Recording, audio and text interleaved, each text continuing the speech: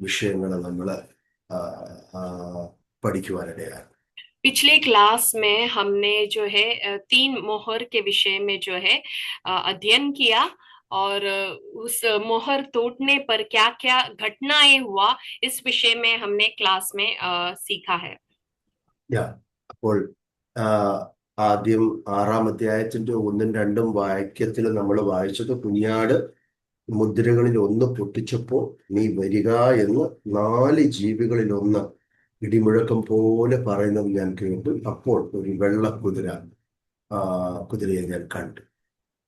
हमने प्रकाशित वाक्य 6 का पहला और दूसरा वचन से हमने अध्ययन किया कि पहला मोहर जब तोड़ा या खोला, तब चार प्राणियों में से एक का गर्जन का सा शब्द सुना आ, और वो एक सफेद श्वेत घोड़ा, उस पर सवार जो है धनुष लिए हुए आया। നമ്മൾ ഈ വെളിപ്പാട് പുസ്തകത്തിന്റെ 6 മുതൽ അതിന്റെ 9 വരെയുള്ള അധ്യായങ്ങൾ പഠിക്കുമ്പോൾ അതിൻ്റെ അകത്ത് ആ, മഹാപീഡന കാലങ്ങളിൽ ഉണ്ടാകുന്ന സംഭവങ്ങളെ കുറിച്ചുള്ള ഒരുപാട്, ഈ ഭൂമിയിൽ നടക്കുന്ന പീഡകൾ, കഷ്ടങ്ങൾ, ആ, അനർത്ഥങ്ങൾ, ആ, അതിനെക്കുറിച്ചുള്ള അനേക വിഷയങ്ങളാണ് ഓരോ അധ്യായങ്ങളിലും നമ്മൾ കാണുവാൻ കഴിയുന്നത്. और प्रकाशित वाक्य 6 का पहला वचन से लेकर 9 वचन तक हम महाक्लेश के दिनों में जो कोई घटनाएं होने वाली है, कष्ट अनर्थ जो है, उन सब का जो है वर्णन किया है। നമ്മൾ വെളിപ്പാട് പുസ്തകം വായിക്കുമ്പോൾ നമ്മൾ ഈ ഈ ഈ ഈ ഡിസ്പ്ലേയിലേക്ക് നോക്കുമ്പോൾ ഒരു ട്രിബുലേഷൻ മാപ്പ്, ഒത്തിരി ദൈവദാസന്മാര് ഈ ഒരു മാപ്പ് കൊണ്ട് ആ റെവലേഷൻ മുഴുവനായി ഒന്ന് ചിത്രീകരിക്കുന്നുണ്ട്, പഠിപ്പിക്കുന്നുണ്ട്. आप स्क्रीन में जब देखोगे, स्क्रीन में एक जो पिक्चर दिख रहा है, कई परमेश्वर के अभिषेक दास ये पिक्चर के द्वारा जो पूरा प्रकाशित वाक्य का अध्ययन जो है कराते हैं। ആ ആ, കഴിഞ്ഞ ദിവസങ്ങളിലൊക്കെ നമ്മൾ പറഞ്ഞു, ഞാൻ ആ പീഡനത്തിൽ കൂടെ സഭ പോവുമോ എന്നുള്ള ചില ചോദ്യങ്ങൾക്കുള്ള മറുപടി നമ്മൾ കൊടുത്തു. നമ്മൾ പ്രീ ട്രിബുലേഷൻ റാപ്ചറിനെ കുറിച്ച് പഠിച്ചു. ട്രിബുലേഷന്റെ സമയത്തുള്ള റാപ്ചറിനെ കുറിച്ച് പഠിച്ചു. പിന്നെ പോസ്റ്റ് ട്രിബുലേഷൻ റാപ്ചറിനെ കുറിച്ചും നമ്മൾ പഠിക്കുവാനിടയായി. पिछली कक्षा में हम जो है क्लेश, महाक्लेश के पहले के दिनों में जो रप्चर होने वाले हैं, उसके बाद के रप्चर के विषय में, उठा लिए जाने के विषय में जो है हमने अध्ययन किया। അപ്പം വിശ്വാസത്തിൽ നമ്മൾ, പെന്റിക്കോസ്റ്റൽ വിശ്വാസത്തിൽ മോസ്റ്റ് ഓഫ് ദ സ്കോളേഴ്സ് വിശ്വസിക്കുന്നത് പ്രീ ട്രിബുലേഷൻ റാപ്ചറിനെ പറ്റിയാണ്. അതാണ് ഞാൻ വിശ്വസിക്കുന്നത്. സഭ പീഡനത്തിൽ കൂടെ, അല്ലെങ്കിൽ മഹാപീഡനത്തിൽ കൂടെ, ആ, ആറാം അധ്യായത്ത് മുതൽ കാണുന്ന ആ ഒരു അനർത്ഥത്തിൽ കൂടെ കടന്നു പോകില്ല എന്നാണ് ഞാനും വിശ്വസിക്കുന്നത്. कई जो है बाइबल के स्कॉलर्स ये सिखाते हैं कि कलीसिया जो है महाक्लेश के समय से होकर नहीं गुजरेगा। मैं भी वही विश्वास करता हूँ, और इस क्लास में, इस कक्षा में हमने वही सिखाया है कि कलीसिया जो है महाक्लेश के दिनों में यहाँ पर नहीं होगा ഓക്കെ, करके। ഇപ്പോൾ ചർച്ച് ഏജ് ആണെന്നുള്ള കാര്യം നമ്മൾ പഠിക്കുവാനിടയായി. 70 ആഴ്ചവട്ടത്തെ ചിന്തിച്ചപ്പോൾ 69 ആഴ്ചവട്ടം ആ, കഴിഞ്ഞ് ഉള്ള ആ ശൂന്യതയിൽ, ചർച്ച് ഏജ് സഭായുഗത്തിലാണ് നമ്മൾ. ആ സഭായുഗത്തിലെ സഭയോടുള്ള ദൂത് ആ 2-3 അധ്യായത്തിൽ വെളിപ്പാട് പുസ്തകത്തിൽ നമ്മൾ കാണുവാനിടയായി. ആ ആ 7 സഭകളോടും ഇന്നത്തെ ആ, വർ- ആ, ആ, സഭയോടുള്ള ദൂത് പോലെ തന്നെ ഇന്ന് നമ്മളോടും ആ വചനം സംസാരിച്ചു കൊണ്ടിരിക്കുന്നു. അത് സഭയ്ക്കുള്ള ദൂതാണ്. और अभी का जो समय है, काल जो है, वो कलीसिया का काल है। हमने देखा कि 69 सप्ताह समाप्त होने के बाद का जो शून्यता है, उसमें कलीसिया अभी है। अभी का जो काल है, चर्च एज करके, कलीसिया का काल करके जाना जाता है। और कलीसियाओं के लिए, 7 कलीसियाओं के लिए जो संदेश दिया है, वो प्रकाशित वाक्य 2 और 3 न केवल उस काल के लिए रेलेवेंट है, आज के काल के लिए भी ये जो वाणी या जो है ये जो संदेश है लागू करता है। അപ്പോൾ ഈ മഹാപീഡന കാലം തുടങ്ങുന്നതിന് മുമ്പേ സഭയുടെ ഉൽപ്രാവണം നടക്കൂ എന്നുള്ള നമ്മുടെ വിശ്വാസം. അതിനുള്ള കാരണം പറഞ്ഞു. രണ്ടും മൂന്നും അധ്യായത്തിൽ സഭയോടുള്ള ദൂതുകൾ പറഞ്ഞ ശേഷം പിന്നുള്ള അധ്യായങ്ങളിൽ ഒന്നും സഭയോടുള്ള ഒരു കാര്യവും വെളിപ്പാട് പുസ്തകത്തിൻ്റെ അകത്തൊന്നും നമുക്ക് കാണാൻ പറ്റുന്നില്ല. പിന്നെ നടക്കുന്നതെല്ലാം ഭൂമിയോടുള്ള ബന്ധത്തില്, പാപികളോടുള്ള ബന്ധത്തില്, ഇസ്രായേലിനോടുള്ള ബന്ധത്തില് വിഷയങ്ങൾ, സംഭവമാണ്. അപ്പോൾ സഭ ആ സമയങ്ങളിൽ ഇല്ല. ആ, അത് നമ്മളെ വ്യക്തമാക്കുകയാണ്. ട്രിബുലേഷന്റെ മുന്നേ തന്നെ സഭയുടെ റാപ്ചർ നടന്നിരിക്കും. और हमने देखा कि जो कलिसिया जो है, कलिसिया को दिया हुआ, 7 कलिसिया को दिया हुआ संदेश जो है वो आज के काल में भी लागू है। और कलिसिया जो है महाक्लेश के दिन में से होकर नहीं गुजरेगा। उसका वजह ये है कि 2 और 3 अध्याय, प्रकाशित वाक्य 2 और 3 अध्याय में कलिसिया के विषय में बात करते हैं, लेकिन उसके बाद चौथा अध्याय से आगे हम देखते हैं कि कलीसिया के विषय में कुछ भी चर्चा नहीं किया, वर्णन नहीं किया है, बताया गया नहीं। इसका मतलब जो है महाक्लेश का समय में जो है कलीसिया पृथ्वी पर नहीं होगा। फिर जो भी संदेश है पृथ्वी के लोगों को, पापियों के लिए और इसराइल लोग और संसार के लोगों के लिए है।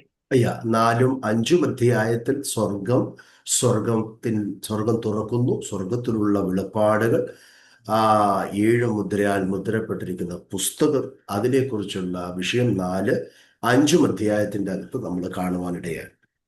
चौथा और पांचवा अध्याय में हम देखते हैं कि स्वर्ग में जो स्वर्ग खुला तो वहां पे जो कुछ भी प्रकटीकरण देखा उस विषय में 7 मुहर वाला पुस्तक, इस विषय उसमें जो मुहर लगाया हुआ पुस्तक, उस विषय में जो है 4 और 5 अध्याय में कहा गया।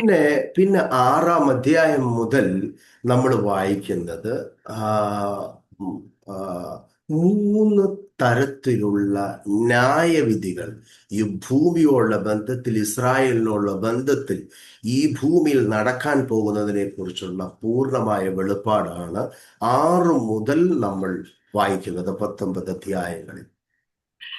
और फिर हम 6 अध्याय से लेके 19 अध्याय तक 3 प्रकार का प्रकटीकरण, जो पृथ्वी में जो कुछ भी घटने वाली बातें, भूमि में, इसराइल में जो कुछ भी घटने वाला विषय, उसका पूरा प्रकटीकरण है।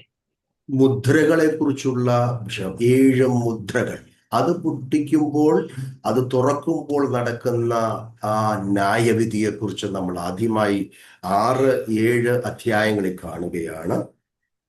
और पुस्तकें, 7 मुहर लगाए वो पुस्तकें खुला तो पृथ्वी में क्या क्या घटनाएं हुआ, उस विषय का वर्णन जो है 6वां और 7वां अध्याय में बताया है।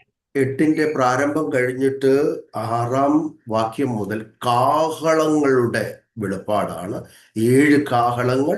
ആ കാഹളം ഊതുമ്പോൾ നടക്കുന്ന ന്യായവിധിയെക്കുറിച്ച് നമ്മൾ ആ 7-8 അധ്യായങ്ങളിൽ കാണുകയാണ്. 7-8 अध्यायों में हम देखते हैं कि उसके आरंभ में, 8वां के आरंभ में हम देखते हैं कि तुरही, 7 प्रकार की तुरहियां, वो तुरहियां जब फूकते हैं तो पृथ्वी में क्या क्या घटनाएं होते हैं, उस विषय में वर्णन किया है। അത് കഴിഞ്ഞിട്ട് ക്രോധ കലശത്തെ കുറിച്ചുള്ള വെളിപ്പാടാണ്. 7 ക്രോധ കലശങ്ങളെ കുറിച്ചുള്ള വെളിപ്പാട് വീണ്ടും നമ്മൾ കാണുകയാണ്. फिर हम क्रोध का कटोरा के विषय में देखते हैं। അങ്ങനെ 3 വിധത്തിലുള്ള ന്യായവിധികൾ, മുദ്രകൾ, 7 മുദ്രകൾ പൊട്ടിക്കുമ്പോൾ, 7 കാഹളങ്ങൾ ഊതുമ്പോൾ, 7 ക്രോധ കലശം ഒഴിക്കുമ്പോൾ നടക്കുന്ന ന്യായവിധികളെ കുറിച്ചുള്ളതാണ് തുടർമാനമായിട്ട് ഇനി ചിന്തിക്കാൻ പോകുന്നത്. और अभी हम देखने जा रहे हैं कि 3 प्रकार की घटनाएं, 7 मुहरे जब खोला जाता है तो क्या होता है, तुरहियां, 7 तुरहियां जब फूकते हैं तो क्या घटनाएं होती, 7 क्रोध का कटोरा जब उंडेलते हैं पृथ्वी में क्या क्या होता है, इस विषय में हम देखेंगे। അത് കഴിഞ്ഞ ശേഷമാണ് കർത്താവ് ഈ ഭൂമിയിലേക്ക് റിട്ടേൺ ചെയ്യാൻ പോകുന്നു. നമ്മൾ 19 അധ്യായത്തിന്റെ അവിടെ കാണുന്നത് യേശു ഭൂമിയിലേക്ക് കടന്നു വരികയാണ് തൻ്റെ സഭയുമായി. അർമഗദോൻ വാറ്, പിന്നെ സഹസ്രാബ്ദ വാഴ്ച, ആ വിഷയങ്ങൾ തുടർമാനമുള്ള അധ്യായങ്ങളിൽ 19-20 അധ്യായങ്ങളിൽ നമ്മൾ കാണുകയാണ്. और 19 अध्याय में हम देखते हैं कि यीशु मसीह अपनी कलीसिया के साथ पृथ्वी पर वापसी कर रहे। फिर हम 20 में वगैरह देखते हैं अरमगदोन युद्ध के विषय में, पृथ्वी में क्या क्या घट रही है उस विषय में हम अध्ययन करेंगे. അപ്പൊ ഈ മഹാപീഡന കാലയളവിനെ നമ്മൾ ആദ്യത്തെ 7 അല്ലെങ്കിൽ 70 ആഴ്ചവട്ടത്തിന്റെ അവസാനത്തെ ആഴ്ചവട്ടം 2 ഭാഗമായിട്ടാണ് വിഭാജിച്ച് നമ്മൾ പഠിക്കുന്നത്. 70 सप्ताह, आखिरी जो सप्ताह है वो सप्ताह जो है 2 भागों में हम सीखने वाले हैं. ऐसा ही पढ़ता है, ऐसा ही पढ़ना है. 3.5 साल और बाद की 3.5, ऐसा 2 ഭാഗവും हम सीखेंगे. 2 ഭാഗങ്ങളായിട്ടാണ് അവസാനത്തെ ആ ആഴ്ചവട്ടത്തെ പഠിക്കുന്നത്. 3.5 വർഷം, തുടർന്നുള്ള 3.5 വർഷം പീഡനകാലം, മഹാപീഡനകാലം. ആ 2 ഭാഗമായിട്ട് നമ്മൾ ആ ഭാഗത്തെ പഠിക്കുന്നു. और आखिर का जो सप्ताह को जो इस प्रकार से सिखाया जाता है, ऐसे ही पढ़ते हैं कि पहला 3.5 वर्ष का पीड़ा का क्लेश का काल, फिर आखिर का जो 3.5 वर्ष है वो महाक्लेश का काल. ഇതിൻ്റെ അകത്ത് നമ്മൾ ഈ 3 ന്യായവിധികളിലെ കാര്യങ്ങൾ പഠിക്കുമ്പോൾ 7 മുദ്രയാൽ മുദ്രയിടപ്പെട്ടിരിക്കുന്ന പുസ്തകത്തിന്റെ ഓരോ മുദ്രകളെ പൊട്ടിക്കുമ്പോൾ വരിക ആ വരവിൽ അവൻ കാണുന്ന ദർശനം വെളിപ്പാടാണ്. അപ്പോൾ കഴിഞ്ഞ ആഴ്ചകളിൽ നമ്മളത് കണ്ടു. അത് കഴിഞ്ഞിട്ടുള്ളത് കാഹളങ്ങളുടെ വെളിപ്പാടാണ്. അത് കഴിഞ്ഞിട്ട് ക്രോധകലശത്തിന്റെ വെളിപ്പാടാണ്. നമ്മൾ ഇപ്പോൾ പഠിച്ചുകൊണ്ടിരിക്കുന്നത് 6-ാം അധ്യായത്തിലും 7-ാം അധ്യായത്തിലും 8-ാം അധ്യായത്തിന്റെ ആരംഭത്തിലുമുള്ള ആ മുദ്രകളെ പറ്റി, 7 മുദ്രകളെ കുറിച്ചാണ്. ആ മുദ്രകളിലെ 3 മുദ്രയെ കഴിഞ്ഞ ആഴ്ച നമ്മൾ ചിന്തിക്കുവാനിടയായി. और 6वां अध्याय में हम देखते हैं कि 7 मोहरे वाला पुस्तक, उसमें से एक मोहर जब तोड़ते हैं तो पृथ्वी में क्या क्या घटनाएं होते हैं. उसके बाद हम देखते हैं कि 7 तुरहिया, उसके बाद पृथ्वी में तुरहिया फूकने के बाद क्या क्या घटनाएं होती. उसके बाद 7 क्रोध का कटोरा उंडेलते वक्त क्या क्या इस पृथ्वी में होता है उस विषय में. लेकिन अभी इस वक्त जो है हम ध्यान देंगे 7 मोहर. पिछले कक्षा में हमने उनमें से 3 मोहर के बारे में हमने अध्ययन किया है. अभी आगे देखेंगे. ആദ്യത്തെ മുദ്ര പൊട്ടിച്ചപ്പോൾ അവിടെ കണ്ടത് ഒരു വെള്ളക്കുതിരയാണ്. ഒരു വെള്ളക്കുതിര വരുന്നു. ആ കുതിരയിൽ ഇരിക്കുന്നവന്റെ കയ്യിൽ ഒരു വില്ലുണ്ട്. അവൻ ഒരു കിരീടം ലഭിച്ചു. അവൻ ജയിപ്പാനായും പുറപ്പെട്ടു എന്ന് നമ്മൾ വായിക്കുന്നു. सबसे पहला मोहर जब तोड़ा गया तो एक श्वेत घोड़ा जो है आया, और उसका सवार के हाथ में जो है धनुष था, और वो उसके सिर में एक मुकुट था. वो जय करता हुआ निकला और जय प्राप्त करने के लिए आया. അവിടെ നമ്മൾ വായിച്ചു, പഠിക്കുവാനിടയായി, വില്ലുണ്ടെങ്കിലും അവന്റെ കയ്യിൽ അമ്പില്ല. അവന് കിരീടത്തോട് വരുന്ന രാജാവല്ല, കിരീടം ലഭിക്കുകയാണ്. അവൻ ജയിക്കാനായിട്ട് പുറപ്പെടുന്നു, ജയിപ്പാനായി പുറപ്പെടുന്നു എന്നിട്ടാണ് നമ്മൾ കാണുന്നത്. വെള്ളക്കുതിരയെ പറഞ്ഞു.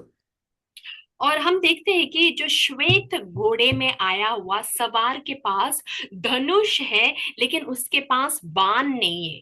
और उसके वो जब आता है तब वो मुकुट के साथ नहीं आता है, उसको मुकुट दिया गया है. ആമേൻ, ആമേൻ, ആമേൻ. അപ്പം ഞാൻ കഴിഞ്ഞ ആഴ്ച ഈ ക്രൗണിനെ കുറിച്ച്, 2 തരത്തിലുള്ള കിരീടങ്ങളെ കുറിച്ച് പഠിക്കുവാനിടയായി. വാടുന്ന കിരീടവും വാടാത്ത കിരീടം. അത് രാജമുടിയാണ്, യേശുവിൻ്റെതെന്ന് പറയുന്നു. പക്ഷേ എതിർക്രിസ്തുവിന് കിട്ടുന്നത് അവന് ടെമ്പററിയിൽ വെക്കുന്ന ജയിക്കുന്ന ഒരു വ്യക്തിക്ക് വേണ്ടി കൊടുക്കുന്ന വാടുന്ന കിരീടത്തെ കുറിച്ച് പൗലൂസ് പറയുന്നത് പോലെ തന്നെ അങ്ങനെ ഒരു കിട്ടുകയാണ് തത്കാൽക്കേലി, അല്ലെങ്കിൽ കുറെ സമയത്തിന് വേണ്ടി ലഭിക്കുന്ന ഒരു രാജ കിരീടമാണ് അത്. അതിനെക്കുറിച്ച് നമ്മൾ വിവരിച്ചു, ഇനി നമ്മൾ അതിൻ്റെ അകത്ത് നിൽക്കുന്നില്ല. അപ്പോൾ ആ, ഇവന്റെ കയ്യിൽ വില്ലുണ്ട്, അമ്പില്ല, വെള്ളക്കുതിരയാണ്, ജയിക്കാനായിട്ട് പുറപ്പെടുന്നു, ഒരു കിരീടം തനിക്ക് ലഭിക്കുകയാണ്. ഇതിന്റെ അർത്ഥം നമ്മൾ കഴിഞ്ഞ ആഴ്ച ചിന്തിച്ചു.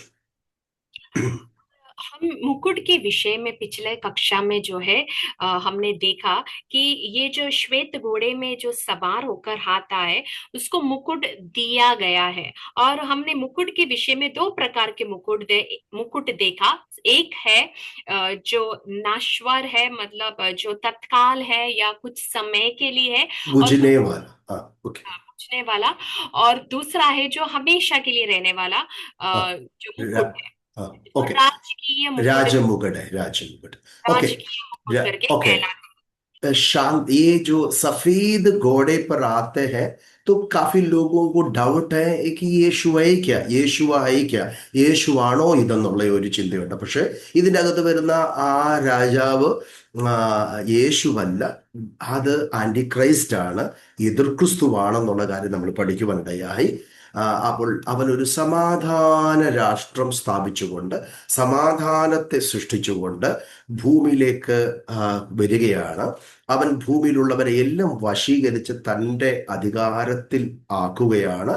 അത് നമ്മൾ 7-ാം അധ്യായം ദാനിയേലിൻ്റെ അകത്ത് പഠിച്ചപ്പോൾ അവൻ്റെ വരവിനെ കുറിച്ചുള്ള പല കാര്യങ്ങളും നമ്മൾ ചിന്തിക്കുവാനിടയായി. വളരെ ക്രൂക്കഡായിട്ട്, വളരെ സാമർത്ഥ്യത്തോടുകൂടെ ഭൂരാജ്യങ്ങളെ മുഴുവൻ തൻ്റെ കരങ്ങളിൽ എടുക്കുന്ന ഒരു സമാധാന രാഷ്ട്രമുണ്ടാക്കി ഇസ്രായേലിനെ വളരെ സഹായിച്ച് അവരുടെ ആലയം പണിയാമെന്നുള്ള പ്രോമിസ് നൽകി അതിനുള്ള കാര്യങ്ങളൊക്കെ ചെയ്ത് ഭൂലോകത്തിൻ്റെ അകത്ത് വളരെ ടെക്നോളജിക്കലായിട്ടുള്ള കാര്യങ്ങൾ ചെയ്ത് വരുന്ന ഒരു ഒരു ഒരു ഒരു നേതാവായി ഭൂമിയെ മുഴുവൻ തൻ്റെ കരങ്ങളിൽ സമാധാനം കാണിച്ച് വഞ്ചകനായി, വില്ല് വഞ്ചനയുടേതാണ്. അപ്പോൾ വഞ്ചകനായി വന്ന് ആ കിരീടം പ്രാപിക്കുന്ന ഒരു എതിർ ക്രിസ്തുവിനെയാണ് ഈ പിക്ചറിൽ നമ്മൾ കാണുന്നത്.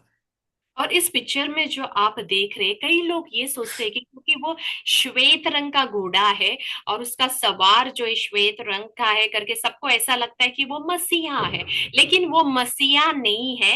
पिछली कक्षा में हमने देखा श्वेत घोड़े में आने वाला विरोधी मसीह है, उसका हाथ में जो धनुष है उसमें बाण नहीं है। और ये श्वेत रंग ये दर्शाता है, पिछले कक्षा में हमने अध्ययन किया है कि वो शांति का राज बनाएगा करके ऐसे नकल करता हुआ आता है, इसराइल को मदद करेगा, उनका मंदिर बनाने में सहायता करेगा। टेक्नोलॉजी जो है इस पृथ्वी पर, टेक्नोलॉजी के द्वारा जो है लोगों को और संसार को, नेताओं को, संसार के हर एक जो अधिकारियों को अपने हाथ में वश में कर लेने वाला शांति दिखाते हुए, दर्शाते हुए आएगा। लेकिन उसके हाथ में जो धनुष है वो धोखे का धनुष है। ആമേ. ആ അത് ആ സമാധാനം, അത് ഞാൻ പറഞ്ഞു, നോബൽ പ്രൈസ് പോലും കിട്ടും ഇവന്. അത്രയ്ക്ക് സമാധാന ആ ഒരു രാഷ്ട്രം അല്ലെങ്കിൽ രാജ്യം സ്ഥാപിച്ചുകൊണ്ട് അധികാരത്തിൽ വരുന്ന ഒരു ഭരണാധികാരി. അത് നമ്മൾ കാണുവാനിടയായി. രണ്ടാമത്തെ സീല് അല്ലെങ്കിൽ മുദ്ര പൊട്ടിച്ചപ്പോൾ വരിക എന്ന രണ്ടാം ജീവി പറയുന്നത് ഞാൻ കേട്ടു. അപ്പോൾ ഒരു ചുവന്ന കുതിര പുറപ്പെട്ടു. അപ്പം നമ്മൾ കഴിഞ്ഞ ആഴ്ചയിൽ പറഞ്ഞത് ചുവപ്പ് യുദ്ധത്തെ കാണിക്കുന്നു, കൊല്ലുന്നതിനെ കാണിക്കുന്നു, രക്തച്ചൊരിച്ചിലിനെ കാണിക്കുന്നു എന്ന് നമ്മൾ കഴിഞ്ഞ ആഴ്ചയിൽ പഠിക്കുവാനിടയായി. और ये जो विरोधी मसीह है श्वेत रंग में जो है शांति बनाए रखने वाला राष्ट्रीयकर्ता करके, वो नेता करके आएगा, तो उस विषय में उसको नोबेल प्राइज भी मिल सकता है। ऐसा वो शांति का जो है शांति बनाने वाला है करके दर्शाते हुए आएगा। उसके बाद हमने देखा है कि दूसरा मोहर जब खोला तो दूसरे प्राणी ये कहते हुए आया कि और वो जो घोड़ा है उसका रंग लाल रंग है। और लाल क्या दिखाता है? युद्ध को दिखाता है, मृत्यु को दिखाता है, लहू बहाने को दर्शाता है। ഓക്കെ. ഇത് കണ്ടോ, അവരുടെ സ്വഭാവം വൈറ്റ് ആയിരുന്ന സമാധാനത്തിന്റെ കളറ് മാറി രക്തക്കളറിലെ സ്വഭാവങ്ങൾ മാറുകയാണ്. അപ്പോൾ ഇവിടെ ചുമന്ന കുതിര യുദ്ധത്തെ കാണിക്കുന്നു, ആ, മരണത്തെ കാണിക്കുന്നു, രക്തച്ചൊരിച്ചിലിനെ കുറിച്ച് കാണിക്കുന്നു. അപ്പം നമ്മൾ അതിൻ്റെ അകത്ത് കണ്ടത് പിശാചിനോടുള്ള ബന്ധത്തിൽ, എതിർക്രിസ്തുവിനോടുള്ള ബന്ധത്തിൽ, പൈശാചികതയോടുള്ള ബന്ധത്തിൽ ഉള്ള നിറം ചുവപ്പാണെന്ന് പല വാക്യങ്ങളിൽ കൂടെ കഴിഞ്ഞ ആഴ്ചയിൽ നമ്മൾ അതിനെ പഠിക്കുവാനിടയായി. അതിൻ്റെ അകത്തെ ഒരെണ്ണം, രാജമുടിയിൽ നിന്ന തീ നിറമുള്ള ഒരു മഹാസർപ്പത്തെ 12-ാം അധ്യായത്തിൽ നമ്മൾ കാണുവാനിടയായി. 17-ാം അധ്യായത്തിൻ്റെ അകത്ത് കടും ചുവപ്പുള്ള ഒരു മൃഗത്തിന്മേൽ ഒരു സ്ത്രീ ഇരിക്കുന്നത് കണ്ടു. ഇതെല്ലാം പൈശാചികൻ, ഷെയ്ത്താൻ അല്ലെങ്കിൽ എതിർക്രിസ്തുവിന്റെ ആ പൈശാചിക സിംബലായിട്ട് നമ്മൾ കാണുവാനിടയായി. हम देखते हैं कि सबसे पहला मोहर जब खोला तो श्वेत रंग में आया हुआ विरोधी मसीह का जो स्वभाव पहला जब आया वो शांति बनाए रखने वाला नेता करके आया। लेकिन दूसरा मोहर खोला तब लाल रंग का घोड़ा आया। तो उसका स्वभाव, विरोधी मसीह का स्वभाव शांति से लेकर कैसे लाल रंग में बदला करके हम देखते हैं। लाल रंग जो है युद्ध दिखाता है, मृत्यु दिखाता है, लहू बहाने को दिखाता है। और लाल रंग जो है शैतान और शैतान से जुड़े हुए हर एक बातों को दर्शाता है। और उसके लिए हमने पिछली कक्षा में देखा, उससे संबंधित वचन प्रकाशित वाक्य 12 का 3, 17 का 3 जो है ये सब दर्शाता है कि लाल रंग जो है शैतान से जुड़ा है, विरोधी मसीह है। ആ മൂന്നാമത്തെ ആ മുദ്ര പൊട്ടിച്ചപ്പോൾ വരിക എന്ന മൂന്നാം ജീവി പറയുന്നത് കേട്ടപ്പോൾ ഒരു കറുത്ത കുതിരയെ കാണുകയാണ്. അതിന്മേൽ ഇരിക്കുന്നവൻ ഒരു തുലാസ് കയ്യിൽ പിടിച്ചിരിക്കുന്നു. അത് നമ്മൾ കണ്ടത് കറുപ്പ് ക്ഷാമത്തെ കാണിക്കുന്നു. അപ്പോൾ അവിടെ തുലാസ് വളരെ ഫെമീൻ, എന്തുവാ നമ്മൾ ദാരിദ്ര്യത്തെ കാണിക്കുകയാണ്. അപ്പം ഒരു പണത്തിന് ഒരിടങ്ങഴി ഗോതമ്പ്, 3 ഇടങ്ങഴി യവം, അങ്ങനെ വില വർദ്ധിക്കുകയാണ്. സിമ്പിളായി കിട്ടുന്ന സാധാരണ ഭക്ഷ്യവസ്തുക്കൾക്ക് പോലും വളരെ വില പിടിപ്പുള്ള ഒരു സമയത്തിലേക്ക് വരികയാണ്. ബിക്കോസ് ഇവൻ ഫുള്ളി എക്കണോമി മുഴുവൻ അവൻ്റെ കൺട്രോളിൽ കൊണ്ടുവരികയാണ്. നമ്മൾ ദാനിയേൽ പ്രവചനത്തിൽ പഠിച്ചപ്പോൾ പറഞ്ഞു, അവൻ ഭയങ്കര ഡിജിറ്റൽ കാര്യങ്ങൾ അവൻ ചെയ്യാൻ പോകുന്നു. എല്ലാവരുടെ മേലും അവൻ്റെ മുദ്ര പതിപ്പിക്കാൻ പോകുന്നു. വിൽക്കുവാനോ വാങ്ങുവാനോ കഴിയണമെന്നുണ്ടെങ്കിൽ അവൻ്റെ നിയന്ത്രണത്തിൽ അവൻ അറിഞ്ഞുകൊണ്ടായിരിക്കും. അവൻ ഫുള്ളി കൺട്രോള് അവൻ്റെ കരങ്ങളിലാകും. അപ്പോൾ ആ സമയങ്ങളിൽ സകല ഭക്ഷ്യവസ്തുക്കളുടെയും വില കൂടും. സാധാരണക്കാരന് ജീവിക്കാൻ പറ്റാത്ത തലത്തിലുള്ള പ്രയാസങ്ങളുണ്ടാകും. പക്ഷെ കണ്ടോ, അവിടെ എണ്ണയ്ക്കും വീഞ്ഞിനും കേടുവരുന്നില്ല. അപ്പോൾ പണമുള്ളവർക്ക്, അധികാരമുള്ളവർക്ക്, ബിസിനസ് ചെയ്യുന്നവർക്ക്, അവർ കുടിക്കുകയും വറുത്ത് കഴിക്കുകയും ഒക്കെ അവരിൽ ആ ബിസിനസ് മേഖല വളരെ കുതിച്ചുയരുകയാണ് ആ സമയങ്ങൾ നടക്കുന്നത്. हम देखते हैं कि तीसरा मोहर जब खुला तो तीसरे प्राणी ने ये कहते हुए आया कि आ, और वहां पर हम देखते हैं कि एक काला घोड़ा और उसके ऊपर सवार जो है उसके हाथों में तराजू है। और वो ये कहते हुए आता है कि दिनार का सेन पर गेहूं और दिनार का 3 सेर जाओ, पर तेल और दाखरस को हानि ना करना। तो उसका अर्थ हमने पिछली कक्षा में देखा कि कैसे अकाल, काला रंग जो है अकाल को दिखाता है। युद्ध के बाद, हालेलुया, खाने के लिए भोजन वस्तुएं जो है साधारण लोगों को और साधारण भोजन भी खाने के लिए नहीं है। विरोधी मसीह हम देखते हैं कि कैसे दानियल की पुस्तक में हमने देखा है कि वो हर एक चीज को जो है डिजिटलाइज कर देगा और वो जाने बगैर कुछ भी लेन देन नहीं होगा। हर एक ट्रांजैक्शन उसके जानकारी के द्वारा ही होगा। जो अमीर है, जो व्यापार करते हैं, बड़े बड़े लोग जो है वो अमीर रहेंगे, लेकिन साधारण व्यक्तियों को सबसे ज्यादा मुश्किलें होगी। उनके लिए सिंपल सा खाना भी जो है नहीं होगा। ആ അപ്പൊ हम लोग ഈ ആ, നാലാമത്തെ മുദ്രകൾ പൊട്ടിക്കുന്നത് ഇവിടം തൊട്ടാണ് നമ്മൾ ഇനി കണ്ടിന്യൂ ചെയ്യാൻ പോകുന്നത്. अभी यहाँ से हम जो है आज का क्लास में देखेंगे चौथा मोहर। ആ നാലാമത്തെ ജീവി നാലാമത്തെ മുദ്ര പൊട്ടിച്ചപ്പോൾ വരിക എന്ന് നാലാം ജീവി പറയുന്നത് ഞാൻ കേട്ടു. അപ്പോൾ ഞാൻ മഞ്ഞ നിറമുള്ള ഒരു കുതിരയെ കണ്ടു. അതിന്മേൽ ഇരിക്കുന്നവന് മരണം എന്ന് പേർ. പാതാളം അവനെ പിന്തുടർന്നു. അവർക്ക് വാള് കൊണ്ടും ക്ഷാമം കൊണ്ടും മഹാവ്യാധി കൊണ്ടും ഭൂമിയിലെ മൃഗങ്ങളെ കൊണ്ടും കൊന്നുകളയുവാൻ ഭൂമിയുടെ കാലാംശത്തിന്മേൽ അധികാരം ലഭിച്ചു. हम देखते हैं कि चौथा मोहर खोला तो मैंने चौथे प्राणी का शब्द ये कहते हुए सुना, आ। और जो घोड़ा आया उसका रंग है पीला सा। उसके जो सवार जो था उसका नाम है मृत्यु, और अधोलोक उसके पीछे पीछे है। उसकी उन्हें पृथ्वी की एक चौथाई पर अधिकार दिया गया। तलवार, अकाल, मरी, पृथ्वी के वन पशुओं के द्वारा लोगों को मार डालने का अधिकार दिया। ആമേൻ. ഒരു മഞ്ഞ കുതിര വരും. മഞ്ഞ എപ്പോഴും ആ, മരണത്തെ കാണിക്കുകയാണ്. മരണത്തിന്റെ നിറമായ മഞ്ഞ് അവിടെ മരണത്തെ കാണിക്കുകയാണ്. അപ്പോൾ നമുക്കതറിയാം, ക്ഷാമങ്ങളും യുദ്ധങ്ങളും ഒക്കെ വരുമ്പോൾ മരണങ്ങൾ സംഭവിച്ചുകൊണ്ടിരിക്കുകയാണ്. അപ്പോൾ തന്നെ ഇവിടെ സംഭവിക്കുന്നത് ഒരു ഭയങ്കര സംഭവമാണ്. ഭൂമിയുടെ മേലുണ്ടാകുന്ന വലിയൊരു ഒരു ആ ആ മഹാപീഡനയുടെ ആ ക്രൂഷ്യൽ സമയത്തിലേക്ക് വരികയാണ്. അവിടെ ഈ അവന്റെ ആ കുതിരപ്പുറത്തിരിക്കുന്നവന്റെ പേര് തന്നെ മരണമാണ്. और हम देखते हैं कि जो पीला रंग जो है वो मृत्यु को दर्शाता है। और उस समय जो है जब वो घोड़ा आता है पृथ्वी पर भयंकर जो है कार्य हो रहा है। और उस समय का हम जानते हैं कि युद्ध हो गया है, अकाल हो गया है, उसके बाद जो है मृत्यु आना स्वाभाविक है।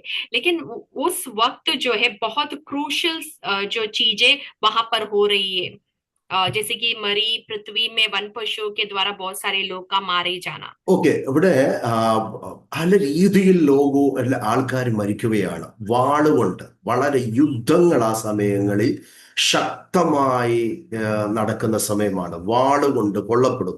അത് യുദ്ധങ്ങളെ കാണിക്കുകയാണ്. ക്ഷാമത്താൽ അനേകരും മരിക്കുകയാണ്.